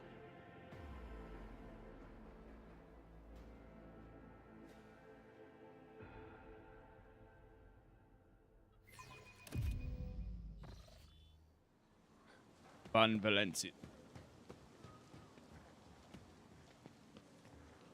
Over there. What are you doing here? You're supposed to be cleaning up in the blue chambers. Greetings, your lordship. Glory to the great rogue trader.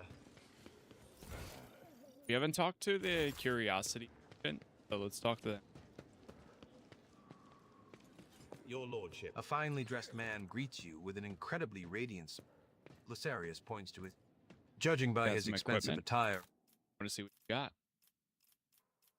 Domination and elimination. Oh, it's a cyber map thing.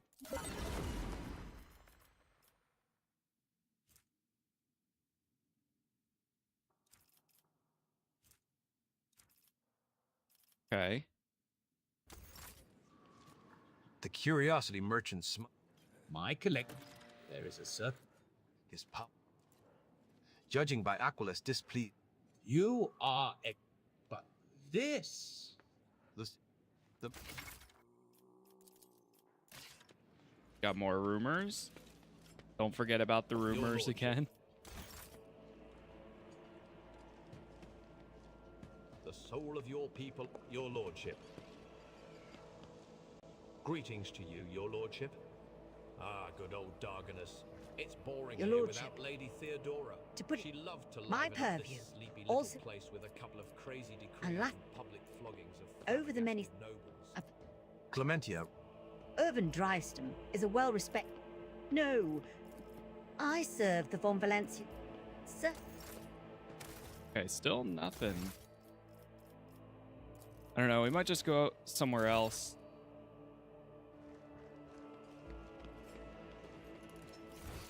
Different planet. Greetings, your lordship. Your lordship. Cassia? My compliments to your taste in art. The collection here is extensive and most interesting. You wouldn't believe the kinds of poisons Glato has detected. The only other thing I can think of is maybe inside of our borders. I didn't interact with everything in. And keep an eye on the logisticians. Master Danrock does his job well, but a little scrutiny goes a long way with him. There is a faint mark on the polished mantelpiece, which was likely left by a glass. The cogitator is producing rhythmic antique piece of among which there is a faint ringing well carried out, but its surface is still covered with a lot of scuffs, scratches, and stains. Traces of the previous rogue traders who sat at You meet the governor? No, I haven't. a mysterious item undoubtedly created by Xeno artifact rests in a Am I stasis able field. to meet the governor without An causing empty the glass and three things? unopened bottles of wine created on a finely crafted table. The rare books of strange shelves with their lavish, almost pretentious bindings seem to be identical. Of explanatory labels makes it impossible. A mysterious item undoubtedly created by the shelves of the library are laden with dusty tomes. Your eyes linger on the works of several administratum adepts. The bed for the head of a rogue trader dynasty is befitting the status of its owner. You taught that.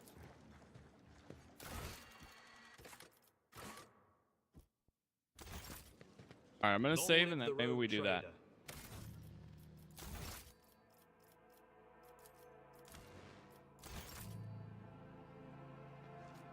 Your lordship. Ready to see the governor. Captain von Valancius, 20th in his line, rogue trader, keeper of the Sacred Warrant, and ruler of the Coronis expanse from the Cranach system to the 100 Dreams crossroads. I bid you welcome. Urban Drivestem, governor of this great world. First and foremost, please accept my deepest condolences. It will be difficult to recover from the loss of a woman as great as Theodora von Valancius. It pains me to think that she is no longer with us. The citizens of Dargonus and of the entire Protectorate grieve alongside you. Please allow us to declare half a year of mourning so that we can honor the memory of our beloved lady. The governor glances at Cabela anxiously, then immediately averts his gaze. Then he looks at her again, but when Cabela lets out a grim chuckle and stretches her lips, daubed in fresh blood into a petrifying grin, the governor turns away from her sharply, all but squealing in fear.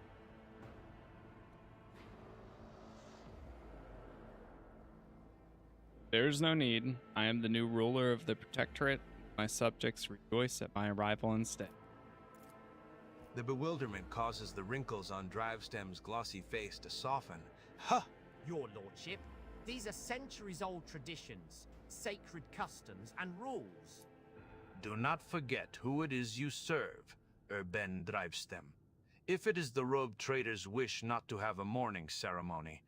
Avalard's voice grates unpleasantly. Yeah. Then so be it.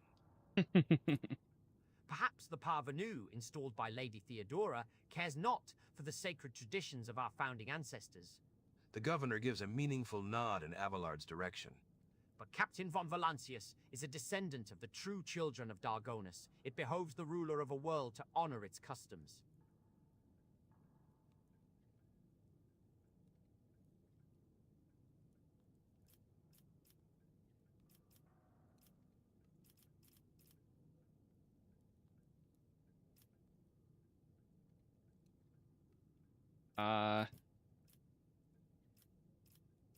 Say nothing.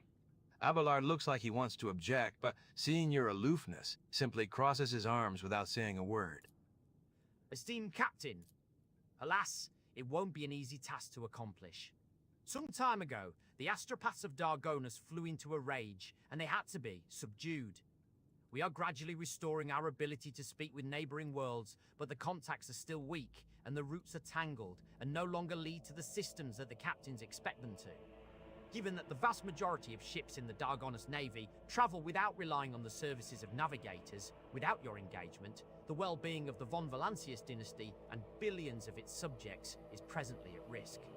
What exactly do the Dargonus nobility expect from me in the light of the loss of routines and communication with the other worlds? We are all troubled by the fate of the agri-world Janus that supplied Dargonus and other planets with foodstuffs. Empty stomachs can drive even the mildest rabble to revolt. Furthermore, House Gaprak is perturbed by the loss of communication with the industrial world, Kiava Gamma, which is in their charge. But if you wish to know my opinion, the world that deserves your attention the most is the penal world. Viabos for 6, one of the key mining suppliers in your protectorate. Such intriguing concern for the Valbos 6 outpost. Doesn't your house happen to own the extraction stations? Drivestem's beady eyes widen in fear. Your lordship, I beg of you, do not interpret my words as an attempt to influence your decisions in any way. You see, without Viabos for 6th, the manufacturers on your worlds will need to make haste to find new suppliers elsewhere and arrange for new shipments. And in these troubling times, they run the risk of delays and other most tragic mishaps. My only concern is for the prosperity of the Von Valancius dynasty. It does it for the planets and the trade routes, but what else? Xenos, your lordship, I don't rightly know where to begin. He rubs the bridge of his nose wearily. Otherworldly beasts are not an uncommon sight in the Coronis expanse. They have been Good a so menace far. to the worlds this side of the Moor for decades. But now those abominations are on the rampage. They show no signs of fear as they attack ships, either damaging them to the point where they become unfit for transport duty or outright gutting them. Only you have the power to stop this madness. We are in the process of restoring the astropathic choir of Dargonus. Luckily, we were forced to slay only some of the deranged psychers, although those that remain are as yet unable to transmit messages. I hope Now, to issues on a smaller scale. Command the spinners of the blood-spun web, and they will set a fine snare of retribution, Domin Captain. We will whisper names, and that whisper will drown out insolent voices.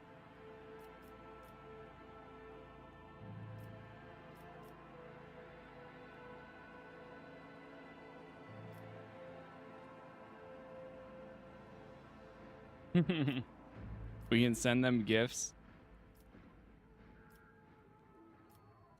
Send the disgruntled nobles lavish gifts on my behalf. Make sure that my generosity does not go unnoticed by the rest. An elegant solution, your lordship. And one last thing, your lordship. Your inauguration as bearer of the sacred warrant is but a matter of time, and I would like to inquire about one crucial detail. I imagine you were intending to uphold the centuries-old tradition, bolstered by an equally long-lasting friendship, of being represented on Dargonus by one of the noble houses. I presume that, as before, this duty will be accorded to House Drivestem.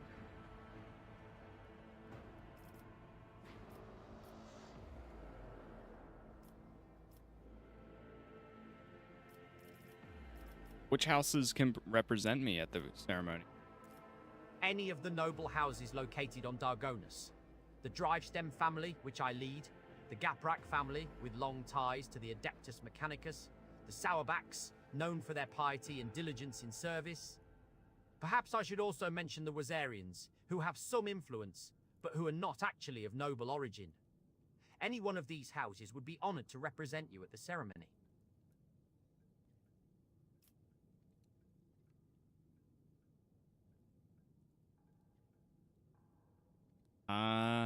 What if I went with the Arians? You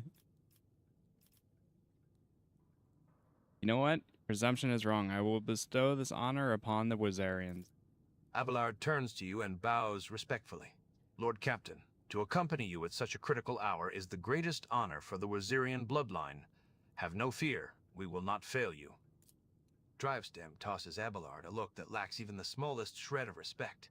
Forgive my boldness, but I must remind you that the Wazarians, whose lineage traces back to a Navy officer, are not of the Dargonus nobility. Such decisions may have adverse effects on your subjects' loyalty, your lordship. Latest one I did was Wazarian. Screw the note. That's what I was Drive thinking. Dem's face breaks into a bitter smile. I shall immediately relay your commands, most gracious robe trader. Thank you for your time. Conrad, former master of whispers, is a heretic and a traitor. Shown his face on Dargonus? The governor pensively strokes the rings glittering on his fingers. Ooh. Lord Voitvir visited the capital some time ago, but he did not request a personal meeting. A heretic, you say? Now I see where all the whispering in the corridors has come from. How far in the game are you? Right now we're in chapter 2. We're still, I would say we're like maybe 1/4 of the way. It's a very, very long game. What's a mod called that reads the dialogue better than what I thought? This is the imitation. It was recently updated or uploaded. So first it's technically like 2 mods. First you have to install the like AI mod, but then there's a separate one that's imitation that has multiple voices and such. I shall be frank with you, your lordship. Lady Theodora's sudden death was a blow to every one of us, and the absence of any sort of verifiable and complete information about her successor gives grounds for all manner of rumors and misinterpretations, especially if someone is deliberately inciting unrest and discontent. Naturally, none would dare challenge you by accusing you of something as sacrilegious as murdering a rogue trader. However, Conrad Voitvir was once a true boon to the Protectorate back in the day, and as such, some might heed his words. My subjects' doubts are understandable. Many things have changed in short span of a time. I will prove myself worthy of my position. Why, Captain? Your desire is most commendable, but please do not forget, a ruler should never bow to their attendants, or some might see it as a show of weakness. Yeah.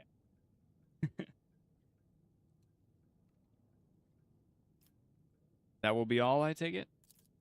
Thank you for your time, your lordship. Since duty calls, I shall take my leave. May the Emperor's grace be with you. Okay. Claim what was lost. Quest updated. Deal with the disruption. Alright, nice. Yeah, I'm glad I did that. There's a lot of them. Okay. So looks like now we can probably get back to it. We still don't have anything else here, but we can try talking to Pascal. What lordship? Take my lead.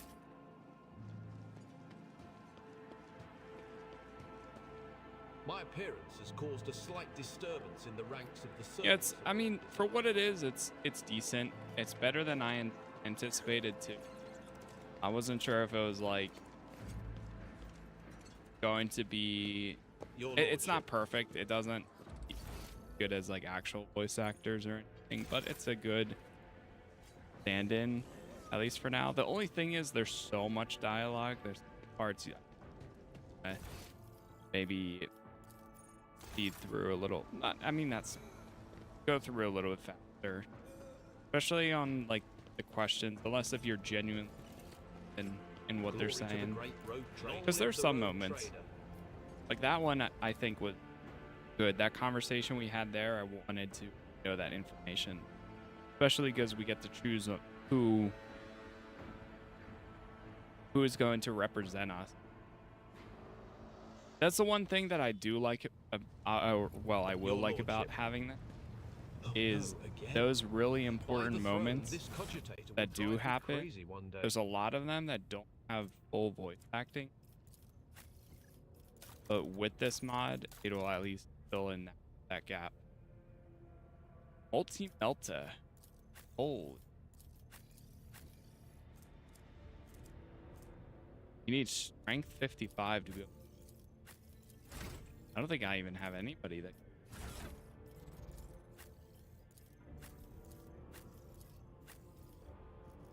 I got nobody. Nobody that can use plasma gun. Realized he. Do have a thing we can equip to the Cyber Mastiff now. Go.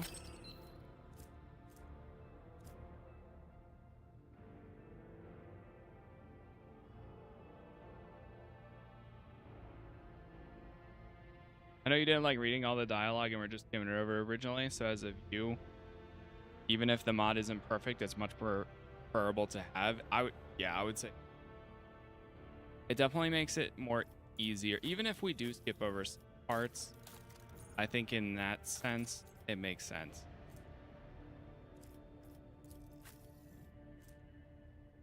Then it at least gives some form of context.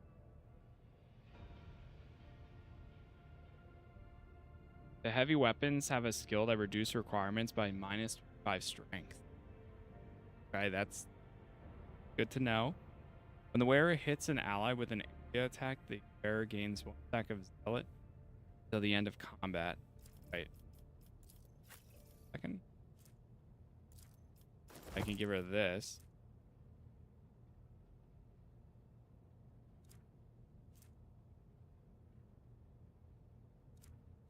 Back.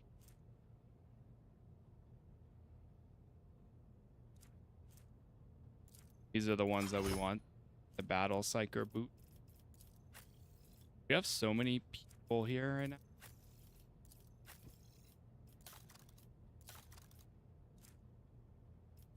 All right. See what we have. We're on the map.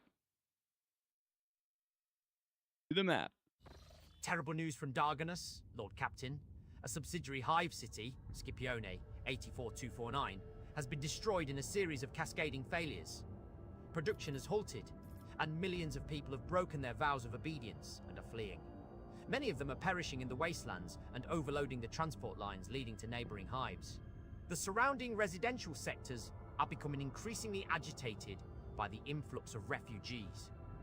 What is your directive regarding the distribution of these refugees? What is the cause of the catastrophe? It is still unclear. The noble houses are casting blame on one another. Agents of the esteemed Achilles Scalander, stationed in Scipione 84249, died heroically while trying to save the population from this disaster. Their final report mentioned some vulnerabilities in the industrial sectors of the lower hive, but did not go into further detail. All your servants are currently too busy dealing with the consequences of the crisis to investigate its causes.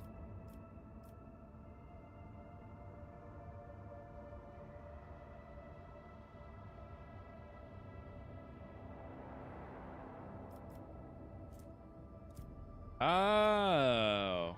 Mouse over the white arrows to see the outcome rewards if you roll. I saw these. I just knew it. I knew it meant like some sort of trade, but I didn't know it actually told you what you get. Good. Like efficiency, complacency. But what is this? Affects the amount of profit factor produced by the colony and speed of projects in the colony, increasing and decreasing them by 10% for each.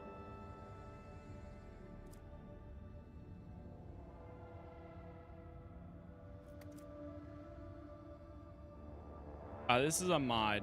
This is the imitation voice mod on Nexus.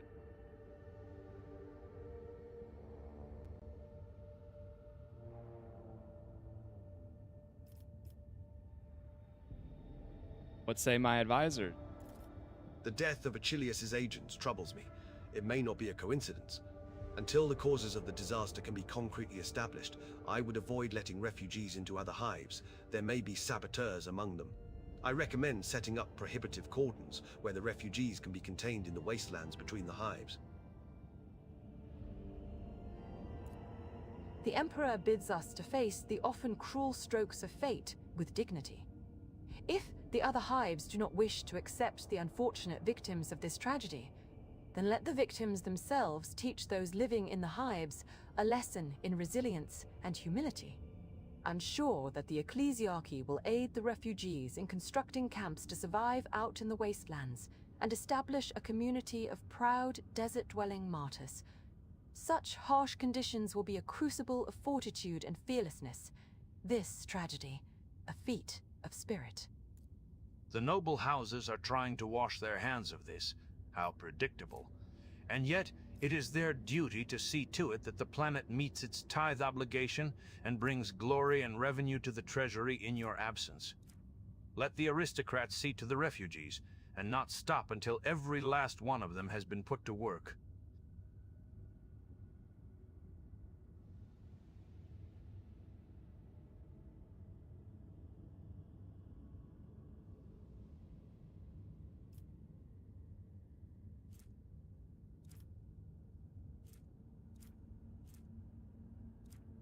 Abelard, remind the noble houses of their duty. Lady Clementia will ensure that your declarations find their way into every ear and are zealously embraced. The hives that have accepted the refugees are now overflowing with surplus labor. The refugees are willing to work twice as hard as the usual workers, who are already exhausted by their everyday toils. Many refugees have entered the rogue trader's service and replenished his ship's crew. Dargonus' nobles took no pleasure in distributing the refugees. Some of them have found their way into the personal service of the nobles, thankful to receive a Nutribar and a mat to rest on for 4 hours between shifts. Others could only attain the most grueling jobs at the manufactorums and service stations. They may be oppressed, but they have survived, a diaspora scattered across the hives of Dargonus. Oh, okay. So this is the projects. I knew that there was some projects you could do, but now we have that unlocked. Okay, so we have Emporium. Locks project restoration, but we have to do first then before we can. Oh, we need plastic. Oh, new hive city will be established on top of the ruins. So if I do one of these, can I never do any of it? Or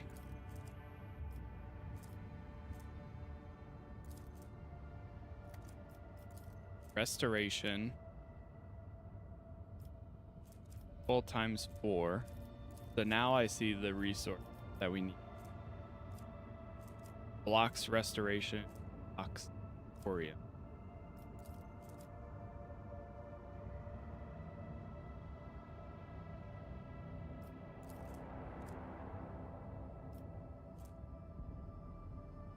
So you can either restore a city. I mean, this one seems like it gives you a ton of stuff. Profit. Go ahead and execute it.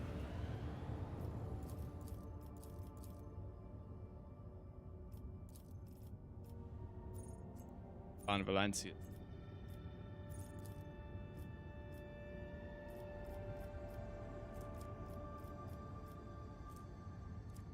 Any other mods? No, it's just that one. That is the only mod. Manage your colonies. That. Okay. Yeah, everything else is default. I didn't want to get too crazy, especially for like a first playthrough of the game. Just something to add in some voice dialogue. I think good enough. Forge a path for there, or the cluster. All right, now I think we might go to. Am I able to go back there?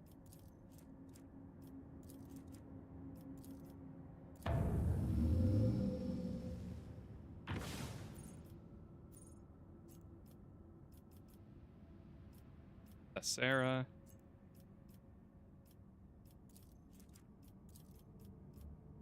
Yeah, we're gonna.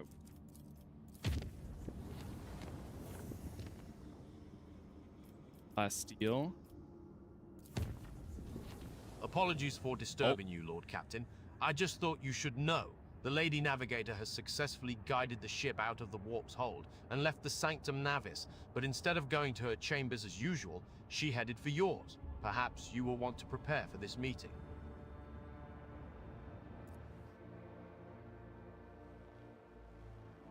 Okay.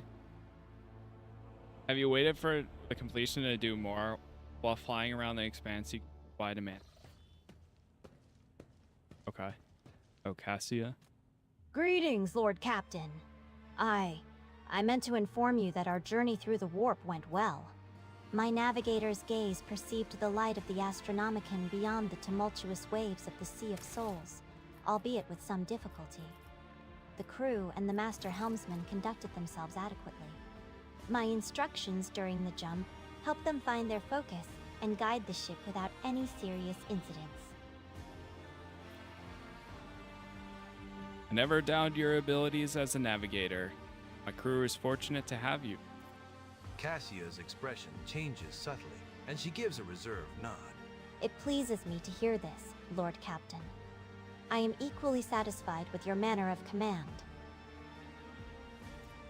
Fidgeting awkwardly, Cassia glances around the study. I see you have many compelling works of art here, but precious few paintings. I, for one, do enjoy passing what little spare time I have with a brush in hand. Why, just recently, I created a beautiful voidscape inspired by our travels together.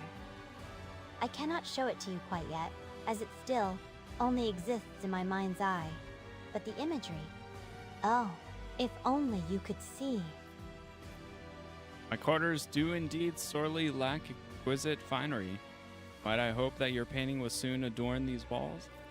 Cassia cocks her head in surprise. Do you truly wish that it would? But, I must admit, I am nothing more than an amateur. You will have to forgive me, Lord Captain, but I do not think that it is such a good idea. These chambers are in need of masterpieces, while I paint merely for my own pleasure. Her furtive smile speaks louder than her polite refusal. One other thing I meant to tell you is that I am quite well read, and that my knowledge is not limited to the navigator's craft. I am versed in many other scholarly fields, such as the centenary history of the Calixus sector, or... Cassia shrugs awkwardly. Navigators are taught to familiarize themselves with the warp from childhood. Should you require my help, that is to say, my counsel, my knowledge is extensive, so please do not hesitate to ask. She fiddles with a lock of her hair, while still proudly holding her chin high and avoiding your gaze at the same time.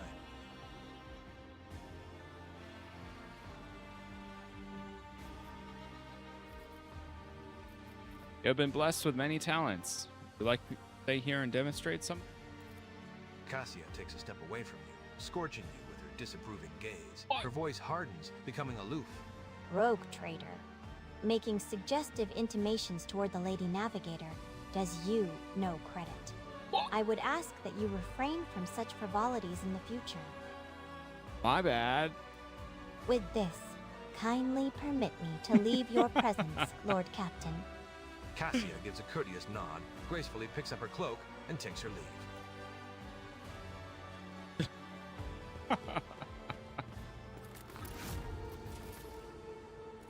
That's a critical failure right there. Man. Massive critical. Alright, we're gonna bump this up again. I think it's the sound effects that affects the voices, not reds. That's why I'm bumping that up. For any orders, Lord Captain. And bumping the music down a bit. Alright, back to the map.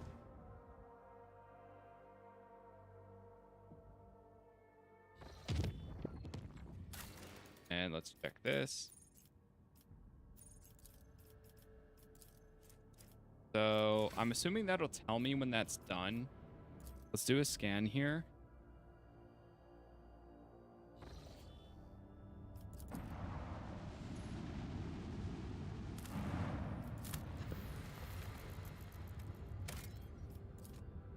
A strange and frightening discovery was made at one of the sites on this frozen world. Countless human bodies suspended in the clear ice of a glacier. The bodies showed no signs of injury. It was as if they dived into liquid water the moment before it turned to solid ice, freezing them in place with their eyes wide open and their hair fanning out behind them. Searches uncovering nothing that explain this.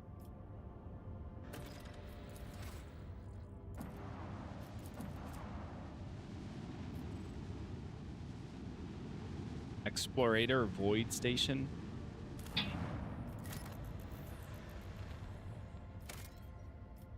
Got some plasteel. Got 5. You know what? I'll take it. That's the first time doing one of them.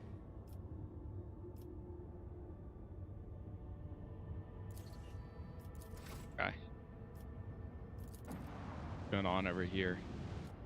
When the rogue trader's ship approaches the Adeptus Mechanicus Void Station, it is met with the hostile scrutiny of the station's defense lasers. An explorator Lex Mechanic, who introduces himself as Service Unit 42, dispassionately inquires how the station can be of use to the rogue trader. Propose a trade of resources with the explorators. Upon consulting data from the station's main cogitator, Lex Mechanic Service Unit 42 confirms that the station requires rare transuranium elements or natural gas for research of an undisclosed nature. For its part, the station cannot offer the rogue trader anything in exchange at the moment, but the Adeptus Mechanicus representative on Footfall will certainly repay him for his aid. You know what? Give him some fuel. The station thanks the rogue trader for his cooperation and presents him with several containers of unused reserves as a token of its gratitude. All right, now plunder the station. I'm kidding. I mean, good, but yeah. Get out of here.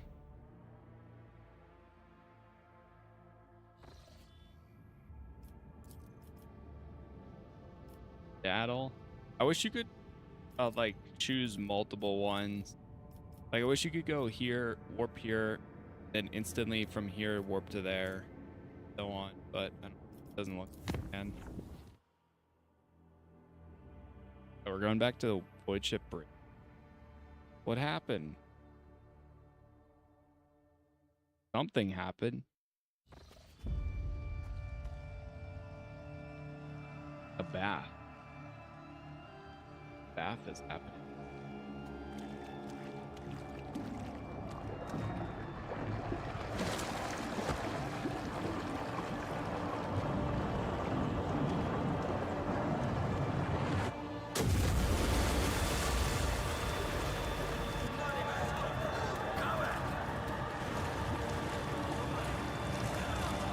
What the?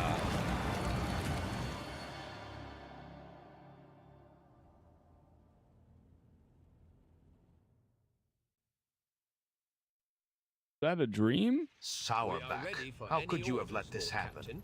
An assassination attempt upon the rogue trader in his own chambers, right under the noses of your enforcers. A fierce growl rumbles deep in Abelard's throat. The Master-at-Arms radiates grim fury. Her eyes are dark, her lips pursed. With a practiced hand, she removes the maul from her belt and offers it to you. An unforgivable error. I accept full responsibility and ask for due punishment.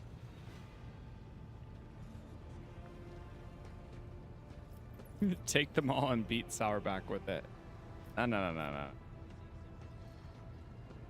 I want an explanation, not a vain self-chastisement. Put that weapon away and report. Sourback hesitates for a moment before putting them all away. Understood, Lord Captain. Reporting. All adjacent decks have been isolated. We have begun our search for the culprit and have set up investigation headquarters on the officer's deck. The substance has been analyzed and confirmed to be blood-containing traces of major mutations.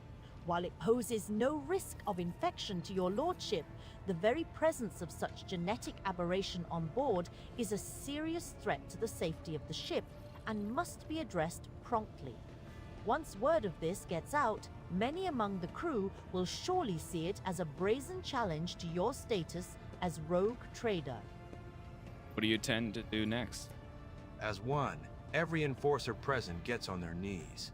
Lord Captain, this incident has cast a shadow on our honor. We only ask for one thing, a chance to absolve ourselves of our guilt. Allow me to head to the officer's deck at once, so that I may lead the investigation personally. Lord Captain, on a previous occasion, it was your intervention that resolved a matter that my own rigidity had only succeeded in making worse. With all due respect to Mistress Sourback, perhaps she would benefit from your fresh perspective. You told Abelard that With your coming to power, the established procedures within the dynasty. Seneschal, do you think so little of me that you would rob me of a chance to defend my honor?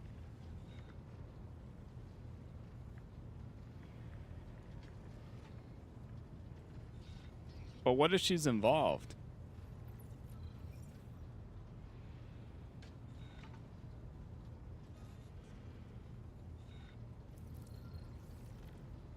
Fine. I'm curious to see the Master at Arms in action. I will preside over the investigation. Of course, Lord Captain. I will arrange for an area befitting your status to be prepared on the officer's deck. Well, observe the investigation. Now we have to go and actually check what is going on there. Absolution and blood. Didn't we have something else to do in our first?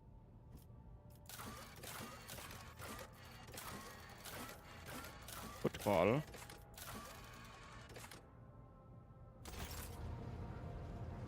The machine spirits are skittish today. Honestly, I'm getting used to the voice a little bit more, like the voice lines. Greetings, Lord Cap.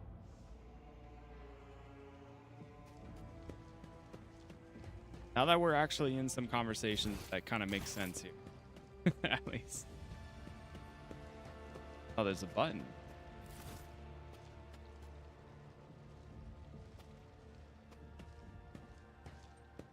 Brings it down. That. Whoa. Adaptive Hemo Filter Mark 1.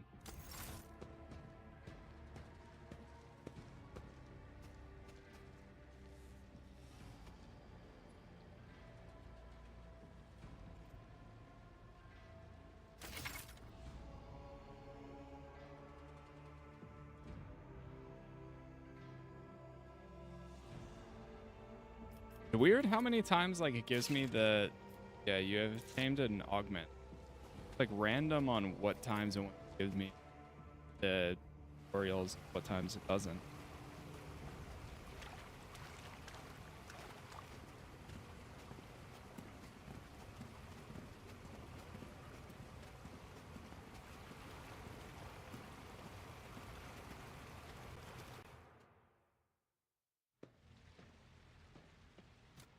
The soothing water caresses your senses, and your grateful muscles welcome the chance to rest. A pleasant languor spreads through your body as you allow yourself a moment of quiet relaxation. I wish to see someone from my retinue. Which of them would you like me to summon, your lordship? Let's go with Pascal. You know what? No, we'll just go down the list. Hendrix. Keep me entertained. At once.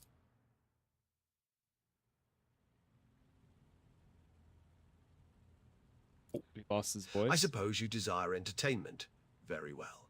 I will give you something to occupy your time. A simple game of intellect that is often played in our conclave. I will give you a fact about my life, and you will have to discern whether it is a truth or a lie. Shall we begin? I betrayed my family and caused the death of innocent people, and I was never held accountable for my actions. You cannot read anything in the interrogator's impassive face. Logic 0. Review your assumption. You do not know of any facts that would either confirm or disprove Heinrich's assertion. Oh no, you're lying. You know, why would he say that? You know, you're lying. Heinrich chuckles dryly. Did you come to that conclusion because I feigned certain behavioral tells? Well, I did not lie, but I did not tell the whole truth either. I once belonged to a house of Imperial Knight pilots. My younger sisters wanted a coat of arms like the ones that adorned the hulls of our mighty machines. So one day, I stole a cutter and used it to remove a coat of arms from my uncle's knight. There was a scandal the next morning. Someone had defaced a sacred machine inside our residence. I was soon discovered, and my uncle, kind as always, named me a traitor to the family and demanded my execution. In the end, however, I was merely reprimanded, and the guards in charge of watching the night were executed instead. I hope you have enjoyed our game together, Captain, but now I must return to my duties. You are alone once more. What a fun game. You've... He really wanted to tell me that story, I guess. All right, that works. Okay. Go back down then to the Void Ship Bridge. Greetings, Lord Captain. Lord Captain. Greetings, Lord Captain. Where? So this is on the office deck. So that's somewhere. We'll go do that.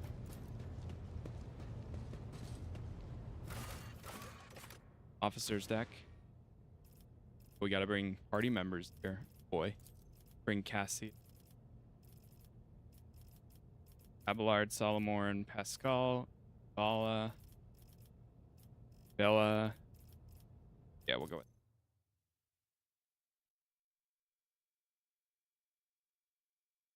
That's a little messed up. He told the truth. He didn't lie, but he also didn't tell the truth. See, it like voicing like there is exactly the context. Like I probably would have just completely over that first place because it was voiced. You are expected to perform your duties immaculately and report your every step to me. Should any of your actions bring shame to the enforcers, you will answer to me personally. Lord Captain, the 3 officers before you have been tasked with conducting the investigation. The first, Captain Klein, is a veteran with a record of quelled uprisings of mutant abominations in the colonies. Captain Ginevri is young, but she has already preempted several mutinies among the ship's rabble. Lastly, there is Captain Hrotko. His interrogation skills deserve credit, and he knows how to instill fear and respect firmly in the minds of the riffraff. Okay. After carefully assessing the officers' bearing and their uniforms, Abelard nods with satisfaction. Their drilling is good, their service records are excellent. Let's see how they perform in the field. What are your findings thus far? We have discovered a worker's corpse, mutilated and desiccated. We are still looking into the man's identity and position, but the chirurgeon's report has confirmed that, among all the blood that was pumped into your bath chamber, the blood-carrying mutations was indeed his. The workers from the nearby decks have all been checked for genetic aberration, but the mutations identified are all within the norm for laboring masses. They are being rounded up for interrogation as we speak. What do you propose we investigate first? The body. Once we have ascertained the dead man's identity, we'll be able to locate his associates and narrow down the number of suspects. Captain Klein is in charge of examining the corpse. Yes, your lordship. I'm almost done with my report. As soon as it's ready, I'll deliver it to you. Then let us begin. While we wait for Klein to report back, please enjoy the refreshments that have been prepared for you, Lord Captain.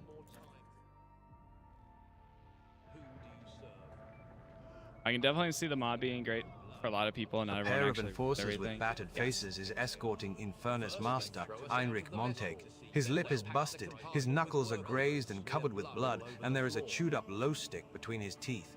And I think it's a pretty good, like, accessibility tool as well. Like, that's the other thing. When it comes to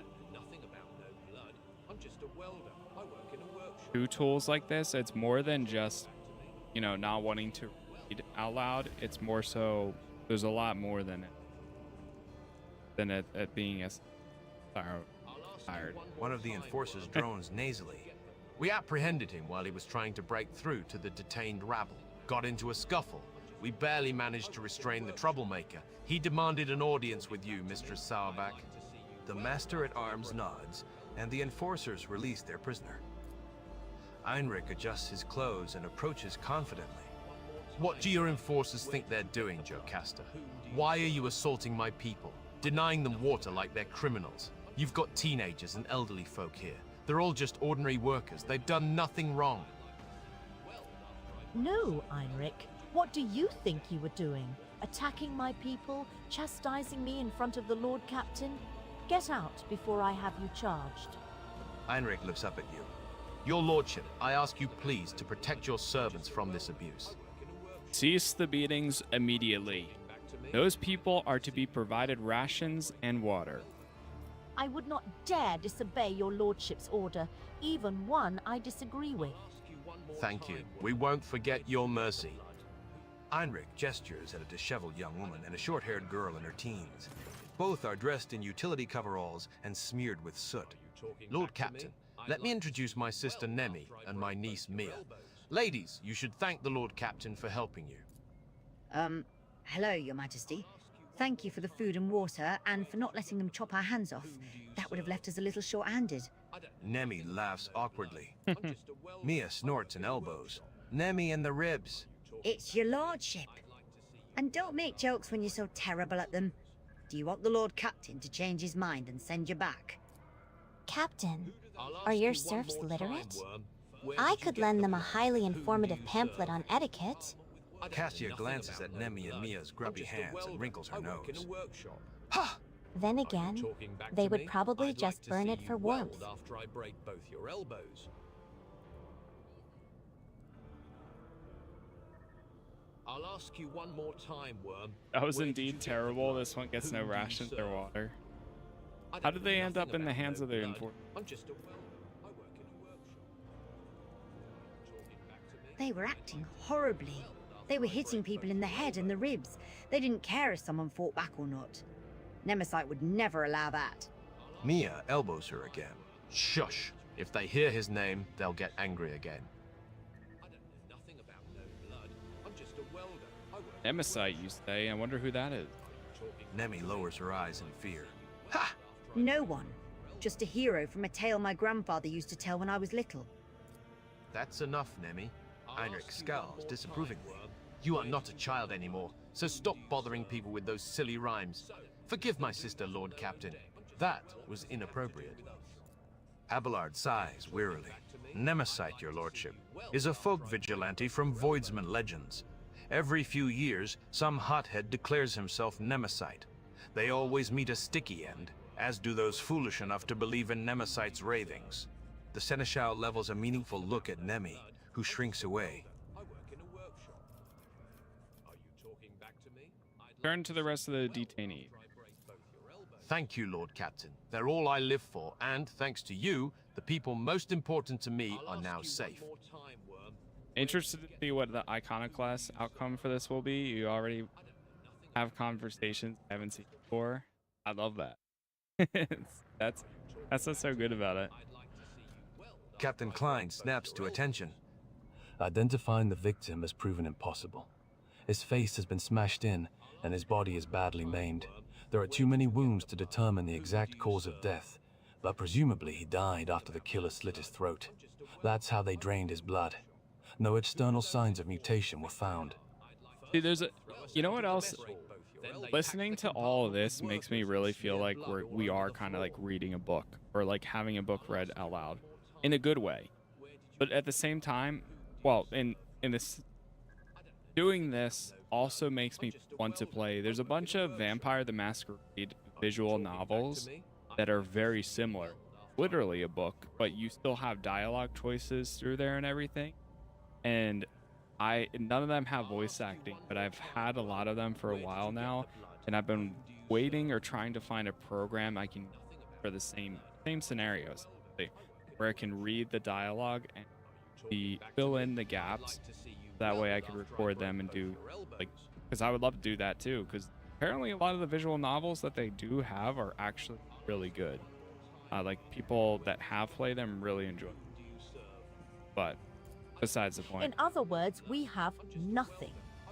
Klein, this isn't a report. It's a declaration of our incompetence before the Lord Captain.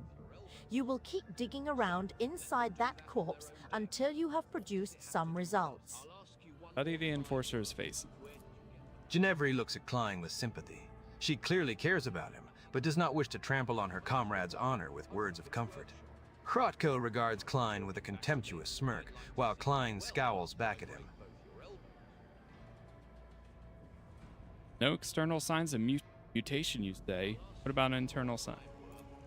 Performing an autopsy was inadvisable, due to the danger of contaminating the area with genetic aberration. You see a flash of genuine horror in Klein's eyes before his gaze turns glassy. You have seen that look before in the eyes of other veterans. It's the expression of someone reliving painful memories that have left behind deep scars. They cannot hope to overcome such trauma on their own. They would need help, or a partner, or perhaps some strong emotional stimulus. I'd like to see you weld after I break both your elbows. It would seem that I had an exaggerated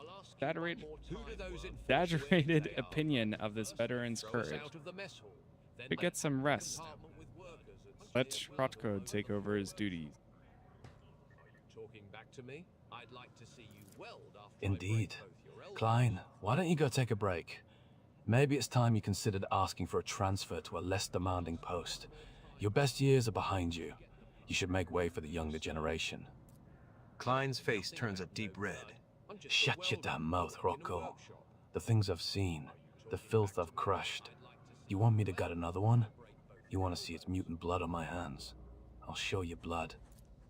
Well played, Lord Captain. It has been some time since I last saw this kind of fire in the old man's eyes. Klein is up to his elbows in blood, his eyes flaring defiantly. I've examined the filth inside and out. Its innards are a genetic nightmare. It's a bag of corruption wrapped in human skin. Extra organs, scales, atrophied ingrown limbs. But that's not what's important. The body was disfigured posthumously. They killed the mutant with surgical precision before opening his throat and draining his blood. It wasn't until after the actual murder that they crushed his head and tried to cover up his wounds. The wounds were so brutal I almost missed his work tattoo. The victim was a pipe warden, and I found this in his throat. It is difficult to say why. It could be meant as a symbolic gesture, or perhaps a message. For what purpose was the corpse mutilated? Someone wanted to hide the cause of death. What I fail to understand is why they would then leave the body out in the open instead of disposing of it. It is imperative that we find whoever mutilated the body. I concur. Would you like to give us specific instructions, Lord Captain?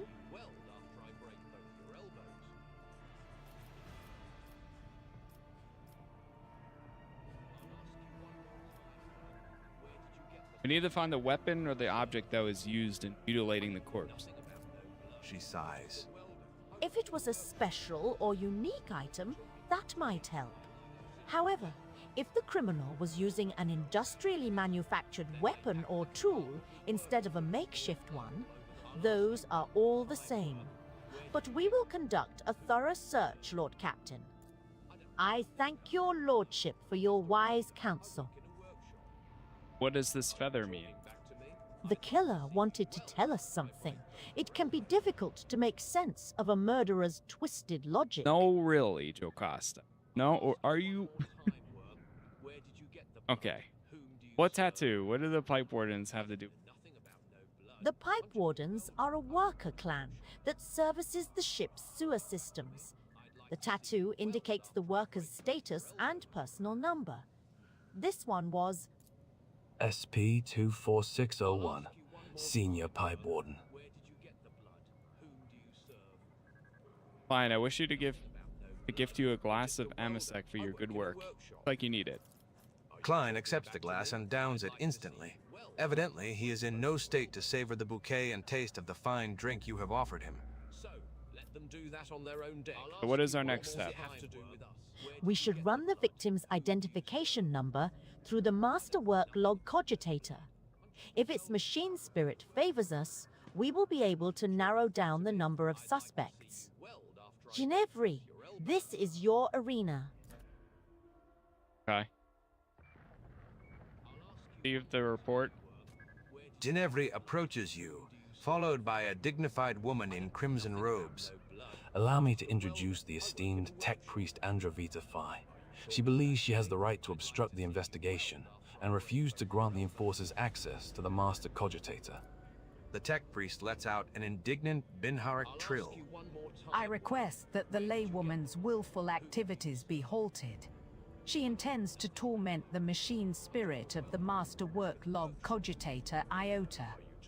Third, a third is ill. The spirit is old and quick to anger. It therefore calls for a sensitive approach, not a torturous intrusion by a brutish laywoman.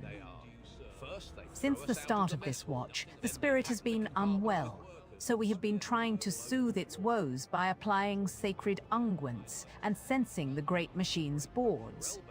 The dogma of data recuperative quarantine prohibits any disturbances to blessed machines found to be in such a state. What exactly does this data recuperative dogma describe? Let no profane hand touch the sacred machine stricken. Let the mechanism be shielded from all worldly troubles by a veil of righteous litany, and let its shrine be thricely honored till the malady is no more. Judging by Ginevra's expression, she would rather have her profane hands touch Androveta Fai's neck. Pascal, how profane would you say your hands are? I am a Magos Explorator, and this vessel's engine seer prime. The profanity of this unit's hands, as well as the rest of its limbs, organs, and augmetics, is null. If the honored Magos supervises the laywoman's tactful interaction with the spirit, I will sanction this disturbance. Raising her hands high, Androveta Fai wails. Omnissiah, preserve us. The Great Spirit was infected by a layperson. That is the culprit you should be searching for, not some pipe warden. Registering a Category 3 act of sacrilege, resulting in a Category Epsilon quadro-transgressive scenario. Requesting the inclusion of the offender in the Registry of Wanted Entities for the purpose of expiative disposal.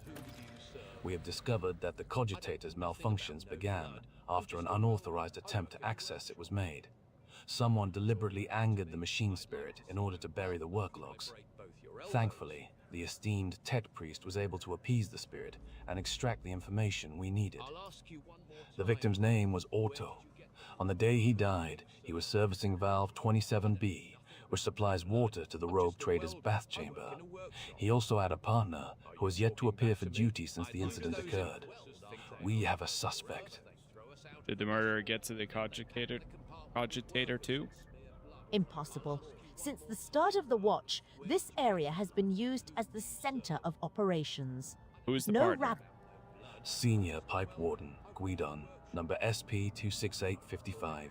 An 8th generation Pipe Warden. No registered infractions, excellent discipline, perfect work record. An exemplary servant of the Imperium. Master at Arms, how do you propose we find our new suspect? Before Sauerback can respond, Hrotko cuts in. Your Lordship, there was a man named Guidon among the rabble waiting to be interrogated. He immediately struck me as suspicious. Please allow me to question the man in your presence. Sauerback narrows her eyes, but all she says is, Bring him in, now. Okay. Can we save here? Before you stands a gaunt man in work clothes. His face is swollen from the bruises, and several of his fingers are broken and sticking out at odd angles. He stares vacantly into the distance with watery eyes. Start talking, you miserable wretch. You tried to kill the Lord Captain, didn't you? Guidon yells, baring what remains of his teeth. Yes, it was me. I tried to put a curse on the Lord Captain. I killed my partner in a wicked ritual, rubbed elbows with them daemons, consorted with them, all to carry out a dark plot and doom the Lord Captain for the glory of my almighty master. He bursts into a fit of hysterical, theatrical cackling. His words. He is trying to paint them over with fake garish hues. But his abject terror carries with it too much black and gray. What does he hope to accomplish with this? More time, Worm. Where did you get the blood? Whom do you serve?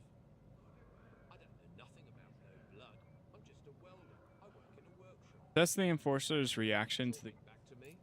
Trotko looks proud and self-important. Ginevra is biting her nail, as if hesitant to say anything. Sauerback is observing the worker in silence, apparently sunk deep in thought.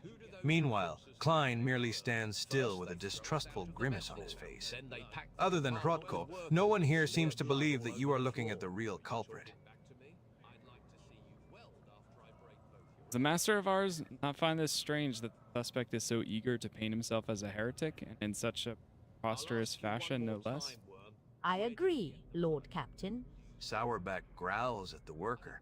I want the truth. Who are you? And who told you to give us this pathetic I know, the confession? damn background. The man blanches and starts bawling. He gives up on his sinister theatrics and babbles in the voice of a common worker. Forgive me, your lordship. I'm not Gwydon, and I'm not a heretic. Yart's me name. I'm a laundryman. Please, have mercy. They took my family. That enforcer said she'd throw them out the airlock if I don't confess.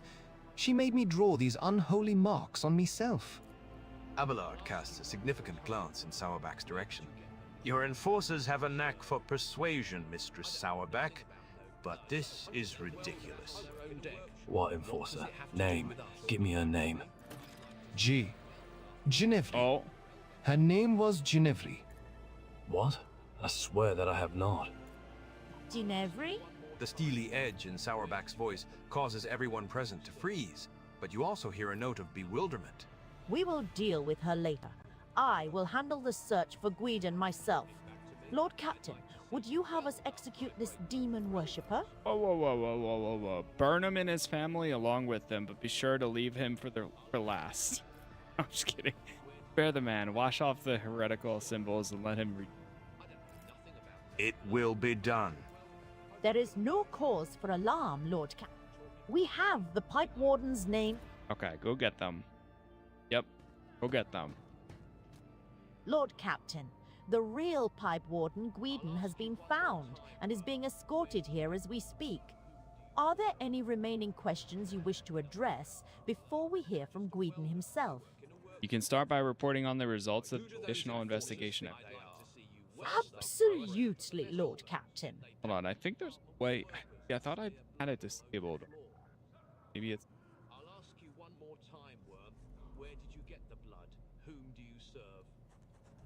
I don't know nothing about Any playback box if there's no dial. I'd like to see you weld after I break both your That one's elbows. disabled. I'll ask you one more time, Worm. Where did you get the blood? Whom do you serve? I don't know nothing about no blood. I'm just a welder. I work in a workshop. Are you talking back to me? I'd like to see you weld after I break both your elbows. As you. That does anything? I'll ask you one Oh, wait. more time, Worm. Where did you get the blood? Who do Wait, Control F1 hides the HUD? Oh, that's cool. I didn't know that. Are you talking back to me? I'd like to see you weld after I break both your elbows. So, let them do that on their own deck. Well, now we know. We have thoroughly questioned all detainees known to have a violent temper and compared the tools and weapons we seized with the wounds found on the corpse, but have not been able to establish who was responsible for the mutilation. I take full responsibility for this failure. This concludes my report. So someone attempted to mislead our investigation. Cannot let this go without consequence. Undoubtedly. Let us go over the facts we have on this sabotage and compile them. The body of the deceased was mutilated after death. That's Tony. It is likely that the nature of the injuries Been would great. have proven very useful in the investigation. Someone sabotaged the work log cogitator so it would be harder for us to find the victim's partner, who might have information valuable to the investigation. Instead of the murdered man's partner, we were given a fool, one who thoroughly incriminated himself first, before admitting that Captain Ginevri had put him up to it. Sourback glowers at Ginevri, and she pales with fear. So who was guarding the body? Klein reluctantly nods at his fellow enforcer. I relieved her when I came to inspect the corpse. Ginevri nervously adjusts her armor under Sourback's piercing gaze. The corpse was already looking like that when it came under my purview. But I could not get the name of the officer who discovered it. The deck was such a mess that I decided I would deal with it later. Who had access to the work log cogitator? The tech priests did not let anyone near the cogitator. They even tried to prevent the Enforcer's investigation.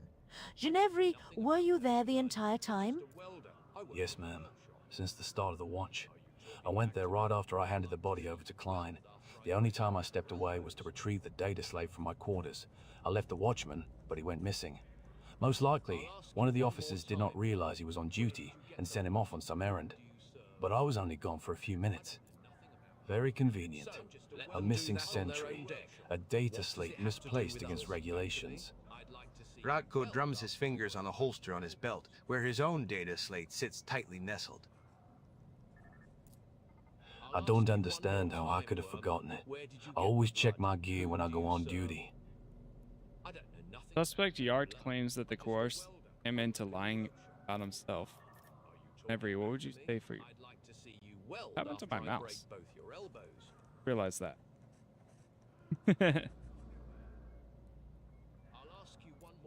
I may have conducted his preliminary interrogation, like so many others. Ratko requested my assistance because of my experience in dealing with the rabble. But I swear that there is no truth to these accusations against me. I have never threatened his family, and I certainly did not force him to lie and draw heretical signs. I barely even remember his face. I may have interrogated him beforehand, but it was someone else who put him up to this. The transcript says you conducted Yart's interrogation alone. Why is that? Because I can handle a single laundryman. Ginevri raises her chin proudly.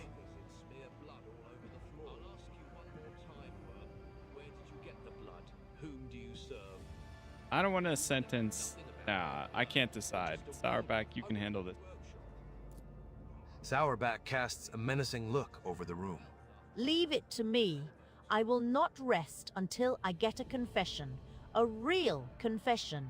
In the meantime, let us get back to the assassination attempt. The pipe warden does his best to remain reverentially bowed, which paints a rather comical picture given his formidable height and complexion. He lowers his head, tugging at his beard. Senior Pipe Warden Guidon, honored to serve, Lord Captain. I am ready to confess to everything.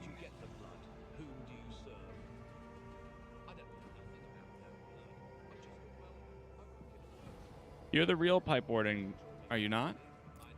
I am, and I'm proud of it, Lord Captain. A pipe warden's craft is hard work, but necessary. My number is SP26855. My work partner was the late Orto, number SP24601. I oversee the water supply systems on the upper decks, sectors A3, K8, and R2. That includes Valve 27B. I think that fixes it. I'm seeing if I can get my mouse back. There it is. There can be no mistake. I have verified his identity myself. We stopped that back. It has also been confirmed by the other workers. Why did you fill my bath with blood? I did, as the servant of death commanded. She said the Emperor gave the first spinner a sign that your lordship should be bathed in the blood of poor Orto, my partner. And I? Well, he gulped. I was scared, so I obeyed. The first spinner? Are you talking about the vizier of the blood-spun web? Yes, that's him. He leads the Death Cultists, the lot who worship the Emperor by killing. His spinners hunt down heretics, but sometimes they take righteous lives too. Their service is mysterious, fervent, and bloody. If the Vizier ordered it, there must have been a reason. The Undying One must have revealed something to him that we are ignorant of. With an acerbic smile, Heinrich blows a stream of smoke in Sourback's direction. What a shocking turn of events, Jocasta. The Inferni are innocent. Who could have seen that coming? Could it be that you were wrong to brutalize and humiliate my people? Do not expect an apology from me. I was doing my duty. You can play the victim all you want, but I haven't forgotten the circumstances under which your blasted clan came to be on this ship. Consider every strike upon your backs a reminder of that event. What is the meaning of the Master-at-Arms' words about your clan, Knight? It's a story of days long past, one that Mistress Sourback greatly enjoys reminiscing about as if she was there herself. My ancestors committed a trespass against your ancestor and were made infernal as punishment. I'll be sure to tell you this tale some other time. I must concede as much, Lord Captain. The story can wait. We should first find out why the blood-spun web thought to bathe you in repugnant blood. Did you kill your mutant partner? I didn't kill him, and I didn't know he was a mutant. Ordo and I always got along, even if he wasn't much for talking. But then, he shudders. A servant of death came from the darkness, ended him quickly but harshly. She bled him dry and put a black feather in his throat. She told me to pump blood into the pipes, and then she left. I wanted to confess, but I was afraid she'd come for me too if I did. Whom do you mean by this servant of death? A holy slayer in black and crimson and bone. Feared by all, they are, quiet and merciless as death itself. You have already met the servants of the blood-spun web, Lord Captain. Their grim procession is not one the upper decks will soon forget. Summon the Vizier. I wish to hear his explanation. As you will, Lord Captain.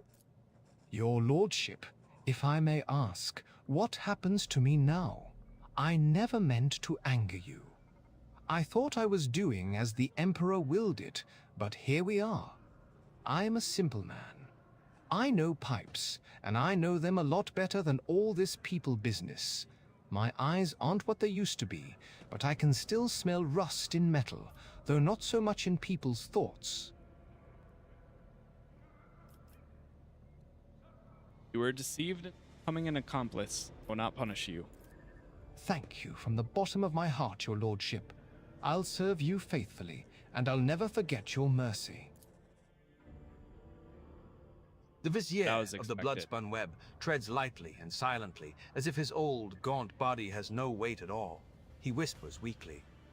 Domin Captain willed to see me, and so I have come. I have summoned you to discuss the actions of your apprentices. The Vizier responds in an equal... Investigation has established that the blood-spun web orchestrated an attack on his lordship by means of pouring unholy blood into his bath. The old man's murmur drowns out Sourback's relentless voice. Domin Captain knows the truth. So it was done, for so I did will. It was no affront, but a prophecy. For my hands to divine, unsullied martyrs offered their souls and bodies into his imperishable embrace. I gazed into the red rivers of their smoldering lives, and I did see a roiling unclean staining the bays, reaching for the anointed Lord of the Ark. In my apprentice's last sighs, I heard the Undying One's whisper. He bid me bathe the Domin in the blood of he who must go, and they who have been righteous, for this will shield the Domin and strengthen his body against the roiling unclean. I obeyed. The man you killed, who was he? I know not. I heard only the name, and I knew he must go. He listens to the empty space above his shoulder and nods. Yes. We need no more knowledge than that. What do you mean by roiling unclean? He did not reveal, but it is corruption itself. It offends him. It tastes as sweet as fetid waters in old pipes. Its promises are the deception of an enforcer's smile. Its face is elusive. Master-at-Arms, are you convinced that we have found the culprits? The situation is clear, your lordship. Sourback makes the sign of the Aquila. The Emperor has sent us a portent. the protector of mankind, guides the hands of his holy servants to guard us and warn us of hidden threats. Could it be a coincidence that the victim of the ritual was a genetic aberration? The officers around you keep a respectful silence, but you can tell by their faint smiles that they find the very idea of doubting the Emperor's providence absurd.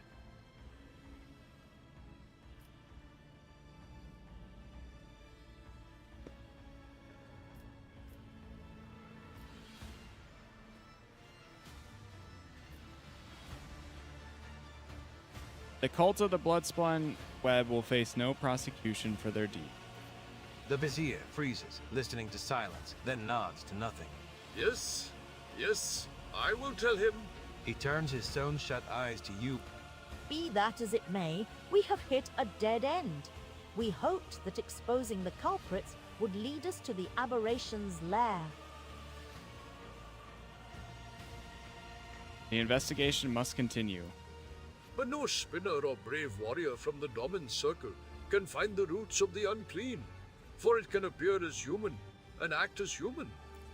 Weiss. Anxious silence falls the moment Sourback says this one word. Reedy Zachary is a fearsome hunter. When he hunts, the flagship wails. When he thinks, my teeth creak and I can feel pain as if I'm young again. But his power is great indeed. He can hunt down our prey. I already have a Psyker in my retinue. Adira can perform the ritual. The Vizier listens intently, not to the words of anyone present, but rather to someone invisible and inaudible. I hear you, yes. The witch is weak. Death whispers of many names that it will claim if she is allowed. Names whose time to be erased is not now. That is all. Master at Arms, your duty is done. I give you leave to wrap up the investigation on the officer's deck. Well, you know what? How can he be of The use? esteemed Zachary Weiss. Done something like that? Not to put... Okay, we'll wrap up. Alright. So we still have more of the investigation, but Adira can... The next part.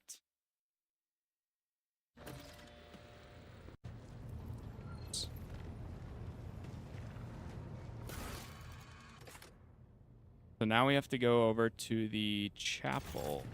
Talk to them.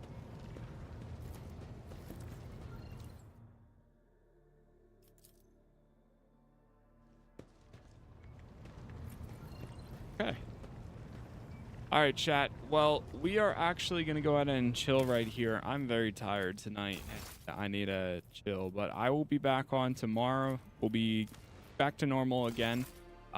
Maybe a little bit longer if I'm able to, or if I get up a little bit earlier. But I've been tired like all day, so I'm going to chill here a little bit shorter, but just about average time, I'd say. So you didn't uncover the mastermind? Not yet. I mean, we still have more parts, I guess, but maybe this will do something else or cause some. Definitely an interesting quest, though, that's for sure. But for now, that is it for me. Again, thank you all for the likes, for the new followers, the subs, the members. Every episode I've covered is up on YouTube. I think we'll keep rolling with this mod for now. I think it's filling the gaps at a pretty good pace. But for now, thank you all for being here. Thank you for watching, and hopefully I will see you all in the next one.